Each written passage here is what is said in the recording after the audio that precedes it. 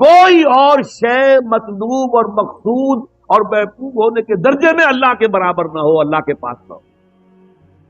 ہر شے نیچے، محبوب ہو، اولاد سے بھی محبت ہو، کوئی حرج نہیں، لیکن اللہ کی محبت سے نیچے وہ بھی شے ہے، وہ الوطن من الایمان، وطن کی محبت بھی جائز ہے، اللہ کی محبت سے نیچے۔ لا محبوب الا اللہ، لا مقصود الا اللہ، لا مطلوب الا اللہ، یہ بھی گویا کہ اس مادے کے اندر بنیادی اس کے مفاہیم میں شامل۔ تو ان تینوں تصور، عوام کا تصور معبود، روزی رساں، حاجت روا، مشکل کشا، صوفیاء کا لا مقصود الا اللہ، لا مطلوب الا اللہ، لا محبوب الا اللہ، اور فلسفیوں کا کہ ہے کوئی معشوق ہے اس پردہ زنگاری میں، چرخ کو کب یہ سلیقہ ہے ستمگاری میں، کوئی تو ہے، وہی ہے، ہست، بس اس سے آگے ہم کچھ نہیں۔ لا الہ الا اللہ، اللہ لا الہ الا ہو، اللہ وہ ہستی ہے جس کے سوا کوئی الہ، الحی القیوم، وہ زندہ و جاوید ہے، از خود زندہ ہے، اور باقی جو بھی ہے ما سوی اللہ اس کو تھام کر رکھنے والا۔ یہ دو جو اسماء ہیں اللہ تعالیٰ کے، ان کے بارے میں یہ حدیث آپ کو اس کتابچے میں مل جائے گی کہ حضور نے فرمایا کہ اللہ تعالیٰ کا ایک اسم اعظم ہے کہ اس کے حوالے سے جب کوئی دعا کی جاتی ہے تو وہ ضرور قبول ہوتی ہے، لیکن حضور نے یہ نہیں بتایا کہ وہ کون سا ہے۔ نشاندہی کر دی وہ قرآن کی 3 صورتوں میں ہے، سورہ بقرہ میں ہے، سورہ آل عمران میں ہے، اور سورہ طٰہٰ میں۔ یہ بالکل ایسے ہی ہے جیسے رمضان میں لیلۃ القدر ہے، اور وہ لیلۃ القدر خیر من الف شہر، تعین کے ساتھ نہیں بتایا، البتہ یہ کہ رمضان میں ہے، تلاش کرو، پورے رمضان کی راتیں جا کر گزارو۔ اگر تمہیں معلوم ہو لیلۃ القدر کتنی قیمتی ہے تو اس کے لیے 30 راتیں جاگنا کوئی بڑی بات تو نہیں، جبکہ وہ 1000 سال سے افضل ہے۔ اچھا یہ نہیں تو چلو 10 دن آخری عشرے میں تلاش کرو، چلو اور کمی کر دیتے ہیں، آخری عشرے کے جو طاق راتیں ہیں اس میں تلاش، لیکن یہ تعین سے نہیں بتایا، لیکن یہ کہ کچھ ایسے اشارے 27ویں شب کے بارے میں گمان غالب ہے لوگوں کو، لیکن حضور نے نہیں بتایا صراحت کے ساتھ۔ بالکل وہی معاملہ یہاں ہے کہ حضور نے یہ فرما دیا کہ اس میں اعظم ایک ہے اللہ کا، جس کے حوالے سے جو دعا کی جائے گی لازماً قبول ہوگی، اور وہ 3 صورتوں میں۔ اب اس کی تحقیق کی ہے تو وہ یہ نام ہے، یہ 2 الفاظ، 2 نام اللہ کے اس طرح جڑ کر بریکٹ کی حیثیت سے سورہ بقرہ میں ہے، وہ تو ہم پڑھ رہے ہیں اس وقت، سورہ آل عمران کی پہلی ہی آیت میں ہے، دوسری آیت میں، پہلی آیت تو الف لام میم حروف مقطعات پر مشتمل ہے، لیکن دوسری آیت میں یہ دونوں ہیں، اور پھر سورہ طٰہٰ الحی القیوم۔ اس الحی اور القیوم میں ایک تو بات یہ نوٹ کیجئے کہ اللہ تعالیٰ کی چونکہ صفات کے بارے میں یہاں توحید صفاتی کا بیان تفصیل سے ہوگا، تو دیکھیے ہماری ایک مجبوری ہے، کمزوری ہے، ہماری ایک محدودیت ہے، لمیٹیشن ہے۔ ہماری زبان میں وہی الفاظ بطور صفت استعمال ہوتے مخلوق کے لیے بھی، انسانوں کے لیے بھی، اور اللہ کے لیے بھی۔ اللہ بھی عالم ہے، بندے بھی عالم ہوتے، علامہ بھی ہوتے۔ علام الغیوب وہ ہے تو علامے تو یہاں بے شمار ہیں، بلکہ سیالکوٹ تو ایک ایسا شہر ہے وہاں سے جو نکلتا ہے علامہ ہوتا، تو بہت سے جگہ ایسے بھی ہیں۔ بہرحال علامہ ایک ڈگری بھی تھی، بھاولپور یونیورسٹی جب ہوتی تھی اسلامی یونیورسٹی، ابھی جبکہ وہ پرانا دور تھا اب تو خیر نہیں ہے، تو وہاں علامہ ڈگری تھی، وہاں سے جس کو ڈگری مل گئی وہ علامہ ہے۔ ہمارے علامہ شبیر احمد بخاری جو ہے، جو ابتدائے خلافت میں ان کی نظمیں اور نعتیں شائع ہوتی رہتی، وہ علامہ اس اعتبار سے ہیں کہ بھاولپور کی جو جامعہ عباسیہ کہلاتی تھی وہ یونیورسٹی، تو اس کی ڈگری تھی علامہ۔ لیکن یہ کہ 3 چیزوں کا ذہن میں اپنے پوری طریقے سے استحضار رکھیے، جب کوئی صفت اللہ کے لیے استعمال ہوگی تو اس میں 3 چیزیں ہوں گی، اور جب وہی صفت بندوں کے لیے یا مخلوق میں سے کسی کے لیے ہوگی تو ان 3 کے برعکس چیزیں ہوں۔ وہ 3 چیزیں کیا ہیں؟ اللہ کی ذات بھی اپنی ہے، کسی اور نے نہیں بنائی ہے، اسی طرح اس کی صفات بھی ذاتی ہے، کسی اور کی عطا کردہ نہیں، نمبر 1۔ جبکہ جملہ مخلوقات میں جو بھی صفات ہیں وہ اللہ کی عطا کردہ ہیں، ان کا وجود بھی اللہ کا عطا کردہ ہے، ان کی صفات بھی اللہ کی عطا کردہ ہے۔ نمبر 2، اللہ کی ذات لا متناہی، اسی طرح اس کی صفات بھی لا متناہی، اینڈ لیس، लिमिट लेस, हर शय का जानने वाला, हर शय पर कादिर। ये अब हमारे पास हर के सिवा कोई और लफ्ज़ है नहीं, लेकिन ये कि मां सिवा का मामला ये नहीं है। तमाम सिफात, उनकी जात भी महदूद, सिफात भी महदूद। नंबर 3, अल्लाह की जात भी कदीम, सिफात भी कदीम, हमेशा से। ऐसा नहीं है कि पहले कोई चीज नहीं थी बाद में आ गई। जैसे हमारा इल्म क्या है, पहले तो जब हम अपनी माओं के पेट से पैदा हुए हैं तो कोई इल्म हमारे पास नहीं था। ये सारा इक्तिसाबी इल्म है ना जो हमें हासिल हुआ। लेकिन यह कि अल्लाह ताला का इल्म जाती है और हमेशा, वो हादिस नहीं है। जबकि मा सिवल्लाह जो भी हो, अंबिया हो, फरिश्ते हो, रसूल हो, औलिया अल्लाह हो, कैसे बात, उनकी जो भी सिफत है वो हादिस है, उनका वजूद भी हादिस, उनकी सिफात। ये आज की गड़बड़ है, इसका कहाँ गया वो? ये ढीला हो गया और क्या मसला है? क्या मसला है? तो मैं अर्ज कर रहा था कि अल्लाह ताला की जात कदीम, सिफात भी कदीम, बाकी सब की जात हादिस, सिफात भी हादिस। अल्लाह की जात मुतलक, ला मुतनाही, लिमिटलेस, सिफात भी लिमिटलेस। मां सिवा की सिफात भी, जात भी लिमिटेड, मुक़य्यद, महदूद। इसी तरीके से अल्लाह की सिफात जाती और मां सिवा की अताई। मसलन अल हय्य, जिंदा, हम भी जिंदा है, लेकिन हमारी जिंदगी मुस्तार है, हयात मुस्तार कहते हैं इसे हम। अल्लाह ने दी है, हमारी अपनी नहीं है। लाई हयात आए, कज़ा ले चली चले, अपनी खुशी से आए ना अपनी खुशी चले, ये तो अता करदा है, मुस्तार है, हयात मुस्तार। अल्लाह की हयात जाती है। फिर हमारी हयात बड़ी महदूद है, अल्लाह की ला महदूद है। हमारी हयात में ज़ौक़ है, ग़िज़ा ना मिले तो मुज़महिल हो गए, थक गए तो मुज़महिल हो गए, नींद आई ऊँघ गए तो गाफिल हो गए। अल्लाह की हयात इन तमाम ज़ौक़ों से, तमाम एहतियाजात से मावरा मुबर्रा मुनज़्ज़ा आला, ये है अल्लाह की बात, अल्लाह की हयात। ऐसे है जिंदा हम भी हैं। जिंदगी का लफ्ज जो है वो तो गोया के मुश्तरक है, लेकिन अल हय, जिंदा जावेद हस्ती, हमेशा हमेशा जिंदा रहने वाला, ला यमूत अबदन अबदा, उसके लिए कहीं फना नहीं है, मौत नहीं, हमेशा कायम रहने वाला। वयब्का वजहु रब्बिका ज़िल जलाल वल इकराम, बाकी रहने वाला जो है वो तो अल्लाह ही का चेहरा। इस हवाले से अल हय, अलबत्ता कय्यूम, कायम रखने वाला, मां सिवा जो भी कुछ है, कायनात, यूनिवर्स या तमाम मखलूकात, फरिश्ते, इंसान, इंसानों में अंबिया औलिया जो भी है, उस सब को का वजूद अल्लाह के कायम रखने से कायम। बल्कि बड़ी प्यारी बात है जो मौलाना मनाजिर हसन गिलानी ने बयान की है। उनकी छोटी सी किताब है जो फलसफा और इल्म कलाम के एतबार से है तो बड़ी छोटी, लेकिन बहुत कीमती किताब, अद्दीनुल क़य्यिम। उसमें अल्लाह की तख्लीक का एक तस्वुर उन्होंने दिया है कि जैसे आप तस्वुर कीजिए, अगर आपने ताजमहल देखा हुआ है तो ताजमहल का तस्वुर अपने जहन में लाइए, आ जाएगा। या किसी ने मीनार पाकिस्तान देखा हुआ है लाहौर का, उसका तस्वुर आ जाएगा।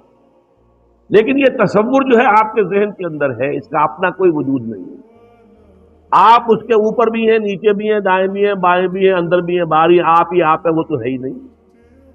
और नंबर 3, इसका वजूद आपकी तवज्जो पर कायम है, तवज्जो हटी, वजूद खलास। इसी तरह ये कायनात जो है, इसका अव्वल और आखिर, जाहिर और बातिन सब अल्लाह है, अल्लाह ही अल्लाह है। वल अव्वल वल आखिर वल ज़ाहिर वल बातिन। और नंबर 2 ये कि इसकी तवज्जो है कि जो इस कायनात को थामे हुए है, एक लहजे के लिए तवज्जो हटे, ये नसिया मनसिया, इसका वजूद ही नहीं है। शेख अहमद सरहंदी रहमतुल्लाह अलैह ने इसको लिखा है, ई असनअत बारी ताला के मादूम रा मौजूद मी नुमायंद। ये अल्लाह की खल्लाकी और सन्नाई है, जो शय असल में मादूम है उसे मौजूद करके दिखा दिया है। हकीकत के एतबार से कुल कायनात और कौन मका मादूम थे, یہ جو تعلق ہے الحی خود بخود قائم، زندہ جاوید اور باقی سب کو قائم رکھنے والا، بالکل یہی رب کو تعلق ہے احد اور صمد۔ قل هو اللہ احد اللہ الصمد، کہو کہ اللہ ایک ہے نہیں، یہ ترجمہ غلط ہو جائے گا، اللہ ایک ہے نہیں، اللہ اکیلا ہے۔ ایک کے بعد تو دو اور دو کے بعد تین، وہ تو پھر ایک سلسلہ ہے، وہ تو آغاز گنتی کا ایک ہے، لیکن اللہ اکیلا ہے، یکتا ہے۔ اکیلے کا مفہوم کچھ اور ہوتا ہے اور ایک کا مفہوم کچھ اور ہے۔ قل هو اللہ احد، ایک کے لیے لفظ واحد ہے اور اللہ کے لیے یہ لفظ بھی ہے الواحد القہار، لیکن یہ کہ یہاں جو لفظ ہے احد، یکتا، یونیک، اکیلا، تنہا، اور سمد باقی سب کے لیے وہی سہارا ہے۔ سمد اصل میں کہتے ہیں کسی چٹان کو، مضبوط چٹان، کہیں جنگ ہو رہی ہو تو اگر آپ کی پشت پر کوئی مضبوط چٹان ہے تو آپ کا جو پچھاڑا ہے وہ گویا کہ محفوظ ہے۔ اس حوالے سے آپ یکسو ہو کر سامنے جو ہے اپنی توجہ مرکوز کر سکتے ہیں۔ یہی واقعہ ہوا تھا نا حضرت عمر کے، کہ جب آپ خطبہ دے رہے تھے مسجد نبوی میں جمعے کا خطبہ، تو شام کا جو میدان جنگ ہے وہ حضرت عمر کے سامنے اللہ تعالیٰ نے رکھ دیا، اور وہاں حضرت ساریہ رضی اللہ تعالیٰ عنہ جو کہ کمانڈر تھے، ان سے غلطی ہو رہی تھی، انہوں نے غلط جگہ پر اپنی جو ہے پوزیشن لی تھی، تو حضرت عمر وہی کہتے ہیں خطبے میں، یا ساریہ تو الی جبل، اے ساریہ کیا غضب کر رہے ہو، اس پہاڑ کی طرف ہو جاؤ۔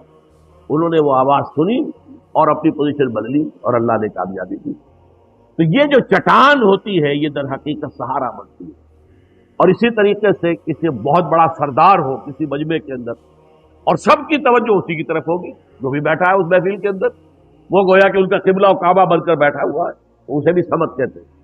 تو اس معنی میں گویا کہ وہی رشتہ ہے کہ اللہ خود تنہا، اکیلا، یکتا ہے، یونیک پرسن، باقی کل کائنات کے لیے وہ سہارا، اسی کے بل پر قائم۔ الاحد الصمد، قل هو اللہ احد اللہ الصمد الحی القیوم، یہ در حقیقت اسم اعظم، وہ آپ حدیث پڑھ لیں گے اس کتاب کے میں کہ گمان غالب یہ ہے کہ یہی اسم اعظم ہے۔ یہی وجہ ہے کہ آپ نے بعض شاید اللہ والوں کو دیکھا ہو جن کی زبان پر اکثر و بیشتر ذکر الہی جاری رہتا ہے، تو یہ ذکر خاص طور پر ہوتا ہے، یا حی یا قیوم برحمتک نستغیث، یا حی یا قیوم برحمتک استغیث، یا حی یا قیوم برحمتک استغیث، اے حی قیوم میں تیری رحمت کی دہائی دیتا ہوں، فریاد کرتا ہوں، تیری رحمت کا سوال کرتا ہوں۔ تو حی و قیوم جو ہے گمان غالب ہے کہ یہ اللہ کا اسم اعظم ہے۔ الحی القیوم لا تاخذہ سنۃ ولا نوم، اس کی وضاحت میں پہلے کر چکا ہوں۔ ہماری حیات میں اونگ بھی آ جاتی ہے، غافل ہو گئے، نیند بھی آتی ہے، اللہ کو نہ اونگ لاحق ہو سکتی ہے اور نہ نیند۔ لہو ما فی السماوات و ما فی الارض، اب یہ تیسری بات آئی، ملکیت تامہ ہر شے کی صرف اس کے لیے۔ ذرا سمجھ لیجئے توحید کی کرولریز ہیں، جیسے ایک کرولری کیا ہے توحید کی، ہم نے اسے عقیدے کی بات بنا دیا ہے نا، جبکہ علامہ اقبال کہتے ہیں کہ اس سے بڑا فلسفیانہ فکر اور کوئی نہیں ہے۔ زندہ قوت تھی زمانے میں یہ توحید کبھی، اور اب کیا ہے فقط ایک مسئلہ ہے علم کلام۔ علم کلام کا مسئلہ بن گیا ذات و صفات کا، ہیں صفات ذات حق، حق سے جدا یا عین ذات، امت مرحوم کی ہے کس عقیدے میں نجات، لگے رہو پیسوں کے اندر۔ وہ جو اصل شے تھی انقلابی نظریہ کہ توحید کی ایک کرولری کیا ہے، حاکم حقیقی صرف اللہ، الا لہ الملک ان الحکم الا للہ، انسان کے لیے خلافت ہے، حاکمیت نہیں، حاکمیت کی نفی، ٹوٹل نیگیشن، پرسنل بھی، کلیکٹیو بھی، ماسز کی بھی، سب کی، کسی کی حاکمیت۔ دوسری کرولری ملکیت تامہ صرف اللہ کے لیے، انسان کے پاس امانت ہے جو کچھ ہے، ملکیت نہیں۔ یہ امانت چند روزہ نزد ماہ، در حقیقت مالک حق ہے۔ میرے وجود سے باہر اگر کوئی شے ہے، کوئی چارپائی ہے جس پر میں سو جاتا ہوں، کوئی اور کوئی کوٹھڑی ہے، کوئی مکان ہے، کوئی جھونپڑی ہے، کوئی محل ہے، وہ تو بہت دور کی بات ہے۔ میرا اپنا وجود، میرا جسم امانت ہے میرے پاس اللہ۔ میرا یہ ہاتھ امانت ہے میرے پاس اللہ، میری یہ آنکھیں، میرا یہ دماغ، میری یہ ساری صلاحیت امانت ہے میرے پاس اللہ۔ یہ ہے وہ تصور، ای امانت چند روزہ نیست ماں، اور وہ میں کون ہوں؟ وہ تو وہ انا ہے، وہ روح ہے، وہ سیلف ہے، جو کہ جس کے حوالے اس وقت یہ جسم کر دیا گیا کہ اس کے ذریعے سے کماؤ جو کمانا ہے، نیکی کمانی ہے تو نیکی کماؤ، بدی کمانی ہے بدی کماؤ۔ یہ تو تمہیں اعضاء و جوارح دے دیے گئے، تمہارا اصل وجود تو وہ ہے لہذا اس کے ذریعے سے تم نیکی یا بدی کما سکتے ہو، اللہ اللہ خیر صلی اللہ۔ لیکن یہ امانت ہے، ملکیت سمجھو گے مارے گئے۔ ملکیت کا مطلب کیا ہوتا ہے؟ میں جیسے چاہوں استعمال کروں۔ امانت کا مطلب کیا ہے؟ مالک کی مرضی کے مطابق۔ یہی فرق ہے زندگی کا، یہی کفر میں اور اسلام میں فرق تو یہی ہے۔ اگر آپ نے اپنے وجود کو اور جو کچھ آپ کے پاس ہے اسے اللہ کی ملکیت سمجھا اور اپنے پاس امانت، اسی میں آپ کا بیڑا پار ہو جائے گا۔ اگر آپ نے اس میں سے کسی شے کو بھی اپنی ملکیت سمجھ لیا، بیڑا غرق ہو جائے گا۔ لہو ما فی السماوات و ما فی الارض، آسمانوں میں اور زمین میں جو کچھ ہے اسی ملکیت اسی کی ہے۔ من ذا الذی یشفع عنده الا باذنہ، اب وہ آ گیا شفاعت کا مسئلہ۔ پہلے تو یہاں پر نوٹ کیجئے کہ انداز کیا ہے۔ من ذا الذی یشفع عنده الا باذنہ، کون ہے وہ جو شفاعت کی جرات کر سکے اس کی جناب میں مگر اس کی اجازت۔ پہلا انداز جو ہے وہ بڑا پھر چیلنجنگ ہے کون وہ جو یہ سمجھتا ہو کہ اسے یہ اختیار حاصل ہے، جو سمجھتا ہو کہ اسے وہ زور حاصل ہے، وہ قوت حاصل ہے کہ اس کی بنا پر اس کی سفارش مانی جائے۔ کوئی نہیں ہے اس کائنات میں، کس نہ بات ہے۔ من ذا الذی یشفع عنده، کون ہے وہ جو شفاعت کر سکتی ہے اس کی جناب میں؟ الا باذنہ، استثناء آ گیا، ہاں اس کی اجازت۔ اب اس کو نوٹ کر لیجئے کیونکہ ہمارے ہاں یہ مسئلہ ہے، بڑا اختلافی مسئلہ ہے، اس کی حقیقت کیا ہے؟ دیکھیے، پہلی بات تو میں نے آپ سے عرض کی کہ 3 دفعہ کی ایبسولوٹ نیگیشن کے بعد، کیٹیگوریکل نیگیشن کے بعد یہاں اس بات آیا۔ 3 دفعہ وہ میں گنوا چکا ہوں، سورہ بقرہ کا 6واں رکوع، سورہ بقرہ کا 15واں رکوع، پھر اس سے ایک آیت پہلے لا خلۃ ولا شفاع، پھر آیا، اور پھر یہاں بھی انداز جو ہے بڑا پرجلال، من ذا الذی یشفع عنده الا باذنہ۔ استثناء جو ہے اس کو بمقابلہ اس نفی کے اگر تولیں گے تو یہ بہت کمزور ہے اس کیٹیگوریکل ڈینائل کے مقابلے۔ نمبر 2، باذن نہیں، اصل میں شفاعت کہتے ہیں کسے؟ شفا کہتے ہیں دوہری ہے، وتر والشفع والوتر۔ یہ وتر جو ہے 3 نمازیں ہم پڑھتے، 3 رکعت پڑھتے وتر ہے، اور 2 پڑھتے ہیں، یہ شفا ہے۔ شفا یہ ہے کہ کسی کی درخواست کے ساتھ آپ بھی اپنی درخواست شامل کر کے اسے دوہرا بنا دیں۔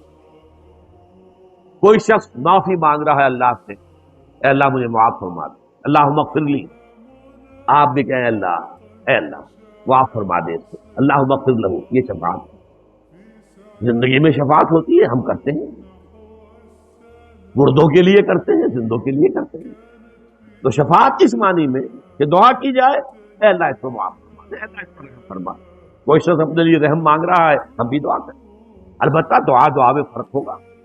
کہیں کسی کے لیے نبی دعا کرے، جیسا کہ قرآن مجید میں آتا ہے کہ یہ منافق لوگ اگر جب ان سے خطا ہو گئی تھی، اگر یہ حاضر ہوتے حضور کی خدمت میں اور وہ خود بھی اللہ سے استغفار کرتے، واستغفر لهم الرسول، اور رسول بھی استغفار کرتے، تو لوجدوا اللہ توابا رحیما، تو وہ پاتے کہ اللہ تو توبہ کو قبول فرمانے والا اور رحم فرمانے والا۔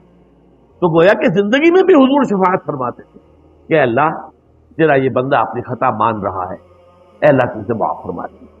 بس اوقات ایسا ہوتا تھا میں نے معاف کر دیا، اے اللہ تو بھی معاف کر، کیونکہ جو خطا ہوتی تھی ظاہر بات ہے وہ کسی دین کے معاملے میں ہوتی تھی، اور حضور چونکہ اس وقت کی جو جد و جہد ہو رہی تھی اس کے قائد تھے، تو گویا کہ وہ ان کے خلاف ایک بات جا رہی ہے، تو میں نے بھی معاف کر دیا، اللہ تو بھی معاف فرما دے۔ یہ شفاعت قیامت میں بھی ہوگی، البتہ 2 اذن اس کے ساتھ شامل ہے۔ جو شفاعت کرے اسے اجازت ملے کہ ہاں تم شفاعت کر سکتے ہو، جس کے لیے سفارش کی جا رہی ہو اس کے لیے بھی ایکسپریس پرمیشن ملے، اس کے لیے کر سکتے۔ یہ 2 طرفہ اذن ہے، مختلف مقامات پر قرآن مجید کے اگر آپ کا جائزہ لیں گے تو ایک اذن نہیں ہے۔ اللہ کا اذن اس بندے کو کہ تم سفارش کر سکتے ہو اس بندے کے لیے، یہ دونوں چیزیں اذن میں شامل ہیں۔ اب سوال پیدا ہوتا ہے جب ہم ساری باتوں کی کوئی عقلی توجیہ بھی کرنے کی کوشش کرتے ہیں کہ پھر شفاعت کا فائدہ کیا ہے؟ پہلی بات تو یہ سب مانتے ہیں، جو بریلوی مکتب فکر کے لوگ ہیں وہ مانتے ہیں کہ ایسی کوئی شفاعت نہیں ہے کہ جو اللہ پر کوئی اپنے اقتدار، اپنے غلبے، اپنی قوت کے بل پر اللہ سے کوئی بات سنوا لے، اس کا کوئی امکان نہیں، وہ تو شرک ہو جائے گا، بدترین قسم کا شرک ہو جائے گا۔ لیکن شفاعت کی پھر کیا مقام، کیا ہے، کمال کیا ہے؟ اللہ تعالیٰ اپنے کچھ نیک بندوں کا جو اس کے ہاں مقام اور مرتبہ ہے، جو قدر و منزلت ہے، اس کے اظہار کے لیے شفاعت کی اجازت دے گی۔ لیکن اب اگر ہم یہ سمجھیں کہ جیسے یہ مجمع لگا ہوا ہے اور میں کہوں صاحب اچھا صاحب آپ کر سکتے ہیں شفاعت ان کے حق میں، تو پھر تو کوئی قدر و منزلت ان کی تو سامنے نہ آئی، وہ تو میرا اختیار آیا نا لوگوں کے سامنے۔ لہذا یہ خفیہ ہوگی کمیونیکیشن، وحی کے ذریعے سے۔ وحی کسے کہتے ہیں؟ الاعلام بالخفاء والسرعہ، ہوگی اندر، لیکن یہ کہ لوگوں کے سامنے یہی آئے گا کہ انہوں نے ان کے حق میں سفارش کی ہے، اللہ نے منظور کر دی ہے، ان کا اللہ کے ہاں مقام ہے، رتبہ ہے، ان کا پایا ہے، ان کی قدر و منزلت ہے۔ اس طریقے سے ان بندوں کی قدر و منزلت کا اظہار ہو جائے گا پبلک کے سامنے علی رؤوس الاشہاد۔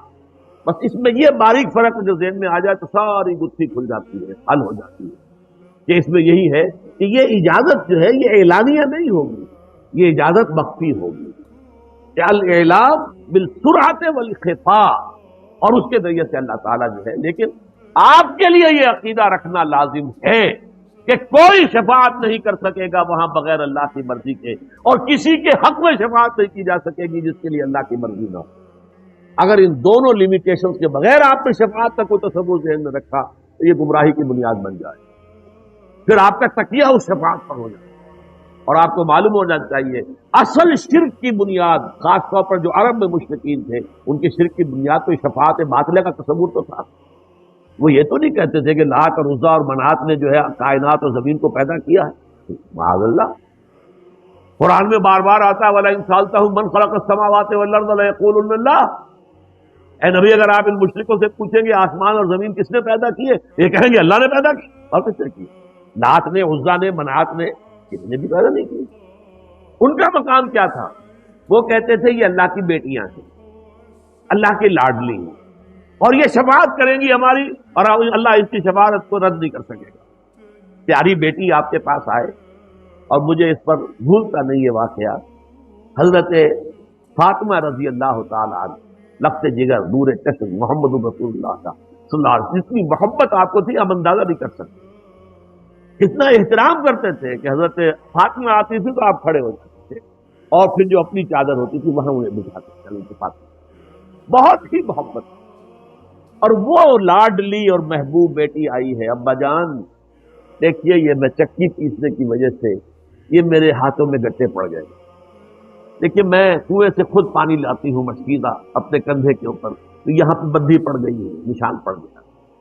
ابا جان اب تو عام لوگوں کے ہاں بھی بڑی سہولتیں ہو گئی ہیں، بڑی فراوانی ہے، اب تنگ دستی کا دور ختم ہو گیا، غزوہ خیبر کے بعد ایک دم بڑی خوشحالی آ گئی، تو ابا جان مجھے بھی کوئی غلام، کوئی کنیز عطا کر دیجیے تاکہ مجھے میرے کام میں کوئی ہاتھ بٹائے، اور کوئی دولت نہیں مانگی تھی، ایک معاون ہیلپر۔ فرمایا نہیں بیٹی یہ چیزیں ہمارے لیے نہیں تھی، میں تصور نہیں کر سکتا کیا بیتی ہوگی حضور کے قلب پر ہوا۔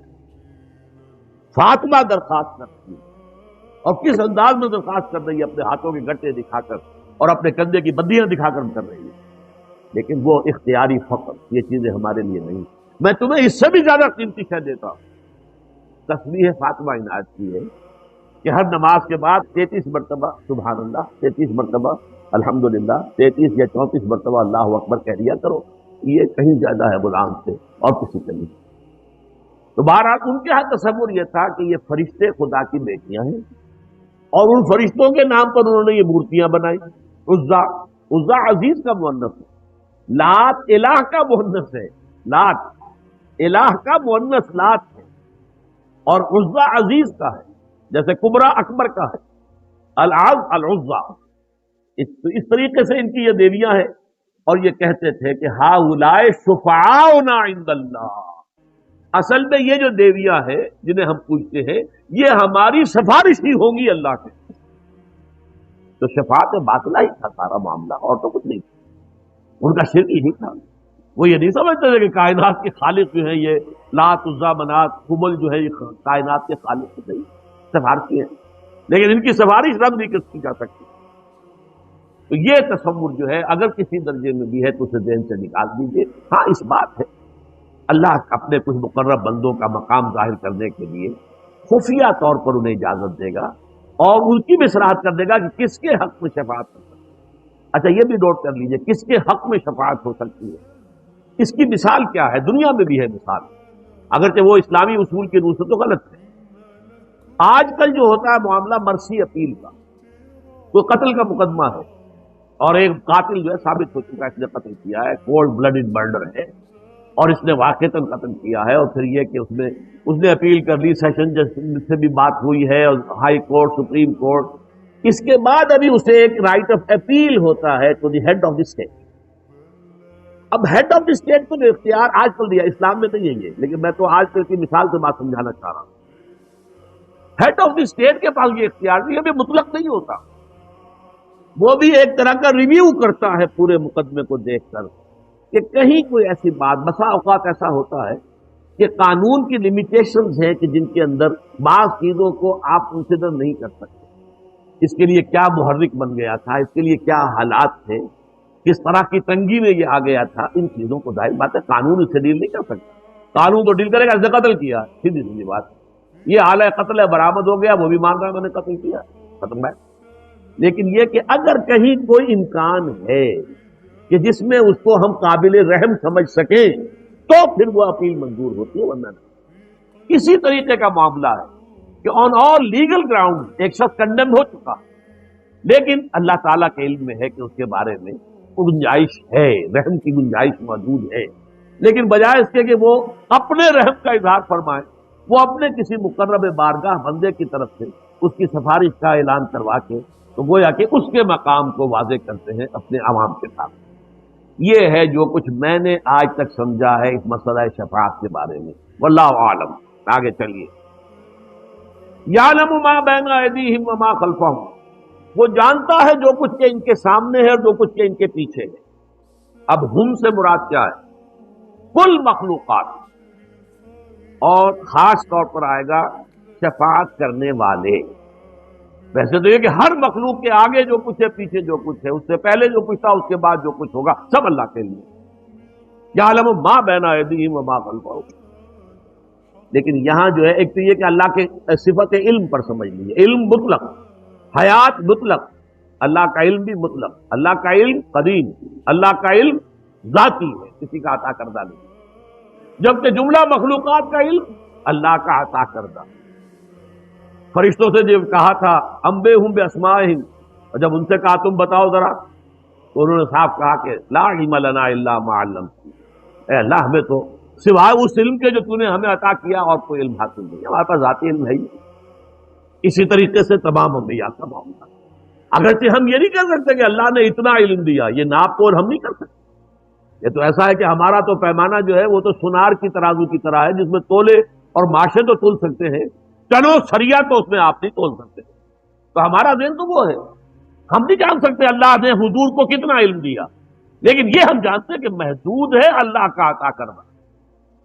یہ تین باتیں مجھے ایک مرتبہ جب کہ ابھی میں میڈیکل کالج میں پڑھتا ہی تھا، اللہ تعالیٰ نے چونکہ اس وقت سے ہی قرآن مجید سے بھی شغف عطا کیا تھا، درس قرآن میرا اس زمانے میں بھی پسند کیا جاتا تھا، جمعیت طلبہ کا میں کارکن تھا، تو میں اس مسئلے پہ ایک بریلوی عالم دین سے منٹگمری کے، میں ان کے پاس گیا کہ یہ علم غیب کا مسئلہ آپ کا، نبی کے علم کے بارے میں آپ کا عقیدہ کیا ہے بتائیے۔ انہوں نے کتابیں لا کر دکھائی کہ دیکھیے حضور کے علم کے بارے میں یہ تین باتیں ہم مانتے ہیں، حضور کا علم ذاتی نہیں ہے، عطائی، حضور کا علم قدیم نہیں ہے، حادث، حضور کا علم لا محدود نہیں ہے، محدود ہے۔ میں نے کہا میرا تو جھگڑا آپ سے کوئی نہیں رہا، ختم ہوئی میری بحث تو ختم ہوئی۔ اب یہ کہ کتنا علم ہے اور کتنا نہیں ہے، یہ میں کون ہوں اس کا فیصلہ کرنے والا، یا کون انسان ہے جو فیصلہ کر سکتا ہے کہ اللہ نے اپنے نبی کو کیا علم دیا، کیا دکھایا، کیا کچھ سکھایا۔ علمہ شدید القویٰ، وہ جو تعلیم دی ہے، اب ظاہر بات ہے کہ وہ جو بھی دی ہے اس نے دی ہے، ہاں یہ ضرور ہے ذاتی نہیں ہے، عطائی ہے۔ قدیم نہیں ہے، حادث، لا محدود نہیں ہے، محدود ہے۔ اب محدود جو ہے کروڑوں بھی ہے تو بھی محدود ہے، اور 10-20 کا عدد ہے وہ بھی محدود ہے۔ محدود کے اندر آپ اس کے کوانٹٹی ویلو پر مت جائیے، لیکن ہے محدود، لمٹ۔ تو فرمایا اب خاص طور پر اس کا تعلق جو ہے شفاعت کے ساتھ ہے۔ اب اس کو یوں ایک تمثیل سے سمجھیے، آپ اگر کسی مجسٹریٹ کے پاس جاتے ہیں، کسی کی سفارش کر دیں تو کیا کہتے ہیں اسے؟ دیکھیے اصل میں FIR کے اندر یہ شرارت کر دی گئی، یہ یوں ہو گیا، پھر جو ہے فلاں شخص نے رشوت لے لی ہے، اور یہ شخص جو ہے مقدمہ جو ہے وہ تو نظر آ رہا ہے کہ یہ مجرم ہے، لیکن میں آپ کو بتا رہا ہوں کہ مجرم نہیں ہے، آپ کے علم میں نہیں ہے، میں آپ کو بتا رہا ہوں۔ یہی ہوتا ہے صاحب۔ کیا اللہ کے سامنے بھی کوئی یہ کہہ سکتا؟ اے اللہ تجھے معلوم نہیں، میں بتاتا ہوں۔ یہ ایسا نہیں ہے جیسا کہ فرشتوں کی لکھی ہوئی رپورٹ میں آیا ہے، نہیں نہیں نہیں، یہ فرشتوں سے غلطی ہو گئی ہوگی، یہ ایسا نہیں ہے، اس بندے کو میں جانتا ہوں، یہ بات تو کوئی نہیں کہتا۔ تو یعلم ما بین ایدیہم وما خلفہم، وہ تو جانتا ہے ہر وہ شے جو ان کے پیچھے ہے اور ان کے آگے ہے۔ ولا یحیطون بشیء من علمہ الا بما شاء، جبکہ ان کا حال یہ ہے کہ وہ اللہ کے علم میں سے احاطہ کر ہی نہیں سکتے کسی شے کا سوائے اس کے جو اللہ چاہے۔ اب یہاں مخلوق کا علم اور اللہ کے علم کا تقابل ہے۔ اللہ کا علم وہی سے کل، مخلوق کا علم جتنا اللہ نے دیا ہے۔ اب کیسے بتائیں گے کہ اللہ یہ بات یوں نہیں یوں ہے، اے اللہ یہ شخص ایسا نہیں ویسا ہے؟ نہ، کوئی عقلی معاملہ جو ہے اس شفاعت کے لیے یہاں موجود نہیں، جبکہ علم کامل اللہ کا ہے، اور کوئی بھی ہو کسے باشد، فرشتے ہو، انبیاء ہو، رسول ہو۔ جیسے میں نے بتایا آپ کو، سب سے زیادہ تو اس میں اگر وہ مناجاتوں میں یا نعتوں میں غلو کرتے ہیں تو ہمارے بریلوی بھائی کرتے ہیں، ان کا بھی جو مستند عقیدہ ہے وہ یہی ہے کہ حضور کا علم ذاتی نہیں، عطائی ہے، قدیم نہیں، حادث، لامحدود نہیں، محدود ہے، بات پتہ نہیں۔ لہذا استحقاق شفاعت کا اس معنی میں نہیں بن رہا جس معنی میں کہ ہمارے ہاں ایک سفارش کا تصور ہے، یعنی کوئی میجسٹریٹ ہے، کوئی جج ہے، جو بھی ہے اس کا علم محدود ہے، وہ تو فائل ہی کو دیکھے گا نا، وہ تو کاغذوں کو دیکھے گا، کیا رپورٹیں آئی ہے، کس طرح کی آئی ہے، وہ میڈیکل رپورٹ ہے، میڈیکو لیگل کوئی آگے معاملہ، اب اسے کیا پتا کہ یہ میڈیکو لیگل جو ایکسپرٹ تھا اس نے رشوت کھا لی ہے، وہ دیکھیے وہ تو اپنے فائل کو دیکھے گا، رپورٹ کو دیکھے گا، اللہ ساری حقیقت تو اس پر واضح نہیں ہے، آپ واضح کر سکتے ہیں۔ لہذا شفاعت کے اس تصور کو اپنے ذہن سے بالکل نکال دیں، یہ اسی کی نفی کے لیے یہاں پر یہ الفاظ اس ترتیب کے ساتھ آئے ہیں، من ذا الذی یشفع عندہ الا باذنہ یعلم ما بین ایدیہم وما خلفہم ولا یحیطون بشیء من علمہ الا بما شاء وسع کرسیہ السماوات والارض۔ اب کرسی کا لفظ آ گیا، ایک کرسی یہ بھی ہے جس پر میں بیٹھا ہوں، ایک کرسی پر بھٹو صاحب بھی بیٹھے ہوئے تھے جب انہوں نے کہا تھا ٹیلی ویژن پہ، یہ میری کرسی بہت مضبوط ہے، دونوں ہاتھیوں کو مضبوطی سے پکڑ کر، میری کرسی بہت مضبوط ہے، وہ بالو کا قاتم مضبوط نہیں۔ بریگیڈیئر گوندل تھے لاہور میں، پہلے انہوں نے بسم اللہ کی کہ اب مزید ہم فائرنگ نہیں کریں گے، 2 بریگیڈیئر اور شامل ہو گئے، تو پیغام پہنچ گیا بھٹو صاحب کو کہ فوج اب میرا ساتھ نہیں ہے۔ تبھی انہوں نے PNA والوں کو بلایا، اچھا بھائی آؤ نیگوشیٹ کرو، ورنہ وہ تو فرعون کی طرح سے میری کرسی بہت مضبوط ہے۔ تو کرسی سے در حقیقت عبارت ہے اقتدار، اختیار، عرش بھی کہتے ہیں تخت کو، لیکن یہ تمام الفاظ جب اللہ تعالیٰ کے لیے آتے ہیں تو ہمارے ہاں اب اس میں جو ہے بہت افراط و تفریط بھی ہے اور ایک اعتدال کا راستہ بھی۔ اللہ کے لیے چہرہ، وجہ اللہ، اللہ کا ہاتھ، ید اللہ، ساق، پنڈلی، یکشف عن ساق ویدعون الی السجود، سورہ نون میں۔ اب یہ اللہ کے اعضاء شمار ہوئے، اللہ کے لیے کرسی، اللہ کے لیے عرش، اللہ کے لیے یہ ساری چیزیں، لوح اور قلم، یہ سب کیا ہے؟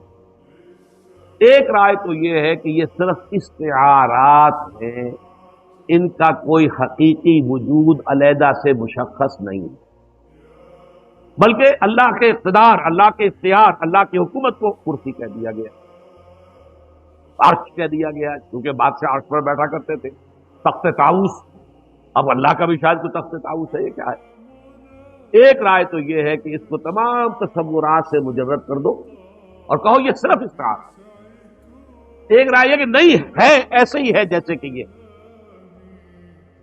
اس میں یہ کہ اس حد تک بھی جاتے ہیں لوگ، یہ امام ابن تیمیہ کے بارے میں آتا ہے رحمۃ اللہ علیہ کہ یہ جو اللہ کا نزول ہے کہ اللہ تعالی رات کے پچھلے پہر نزول فرماتے ہیں سمائے دنیا تک، آسمان پہلے آسمان تک آ جاتے ہیں، اور پھر ندا ہوتی ہے حل من مستغفر فاغفر اللہ، ہے کوئی استغفار کرنے والا کہ میں اسے معاف کر دوں، حل من سائل فاعطیہ، ہے کوئی مانگنے والا جسے میں دوں۔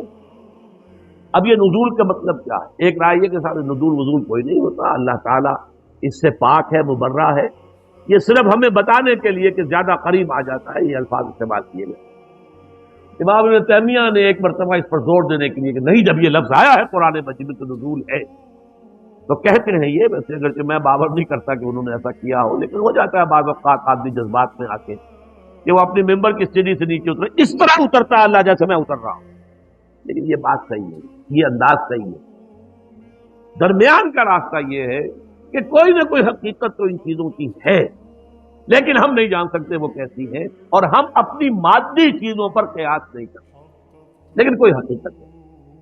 اللہ کا چہرہ اگر کہا ہے تو اللہ کی کوئی خاص تجلی ہے علیحدہ کہ جسے اس کے چہرے سے تعبیر کیا، اللہ کا ہاتھ تو اللہ تعالیٰ کی تو خاص تجلی ہے جس کو اس کا ہاتھ سے تعبیر کیا، لیکن ہے، ہم یہ نہیں جان سکتے وہ کیسے ہے، کس طرح کا ہے، ہر شکل سے، ہر مادی صورت سے وہ پاک ہے۔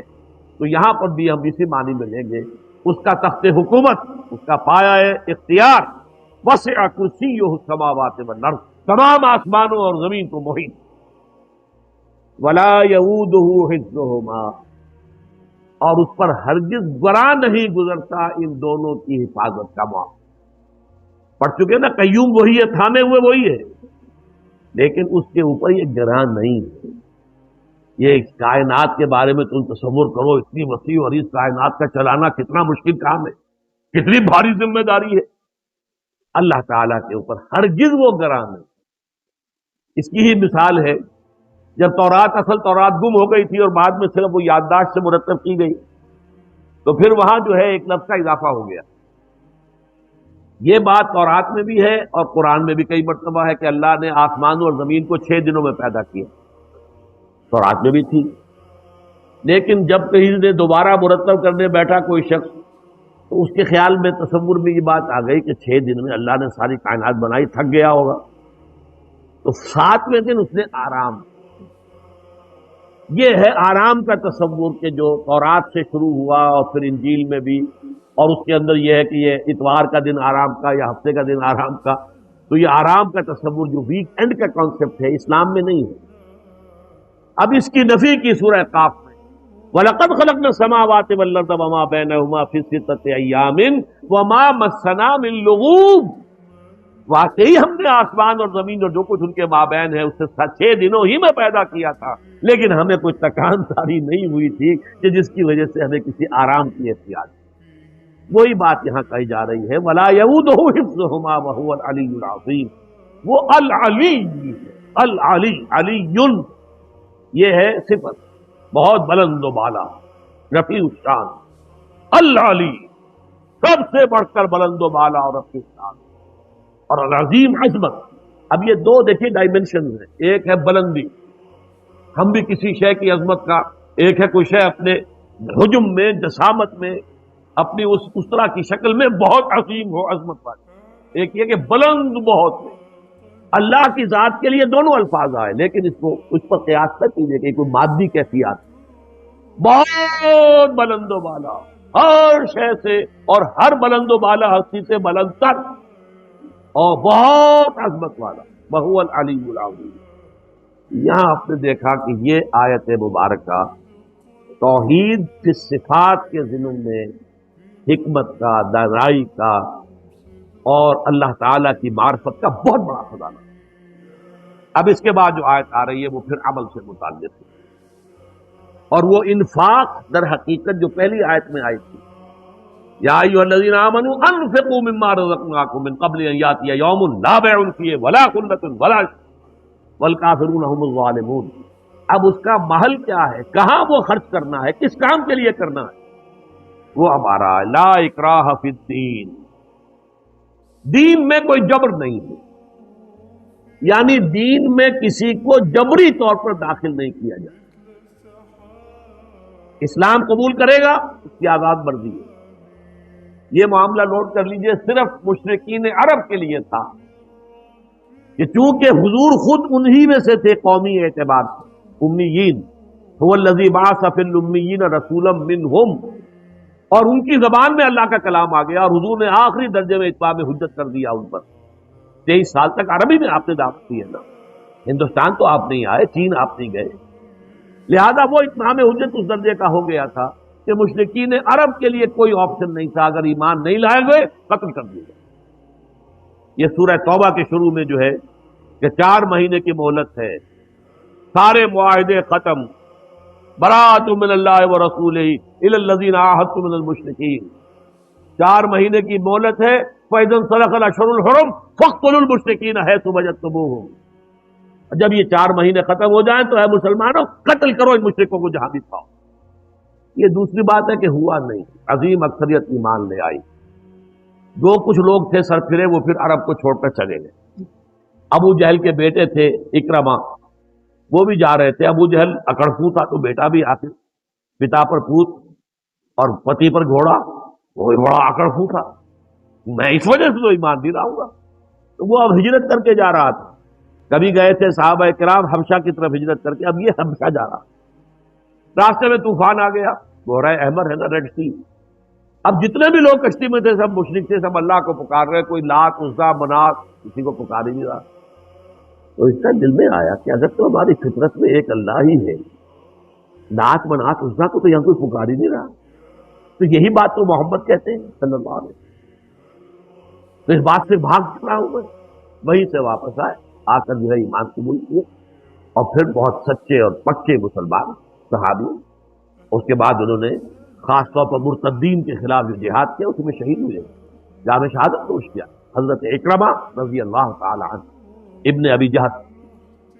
تو بہرحال یہ معاملہ تھا خصوصی صرف اہل عرب کے لیے.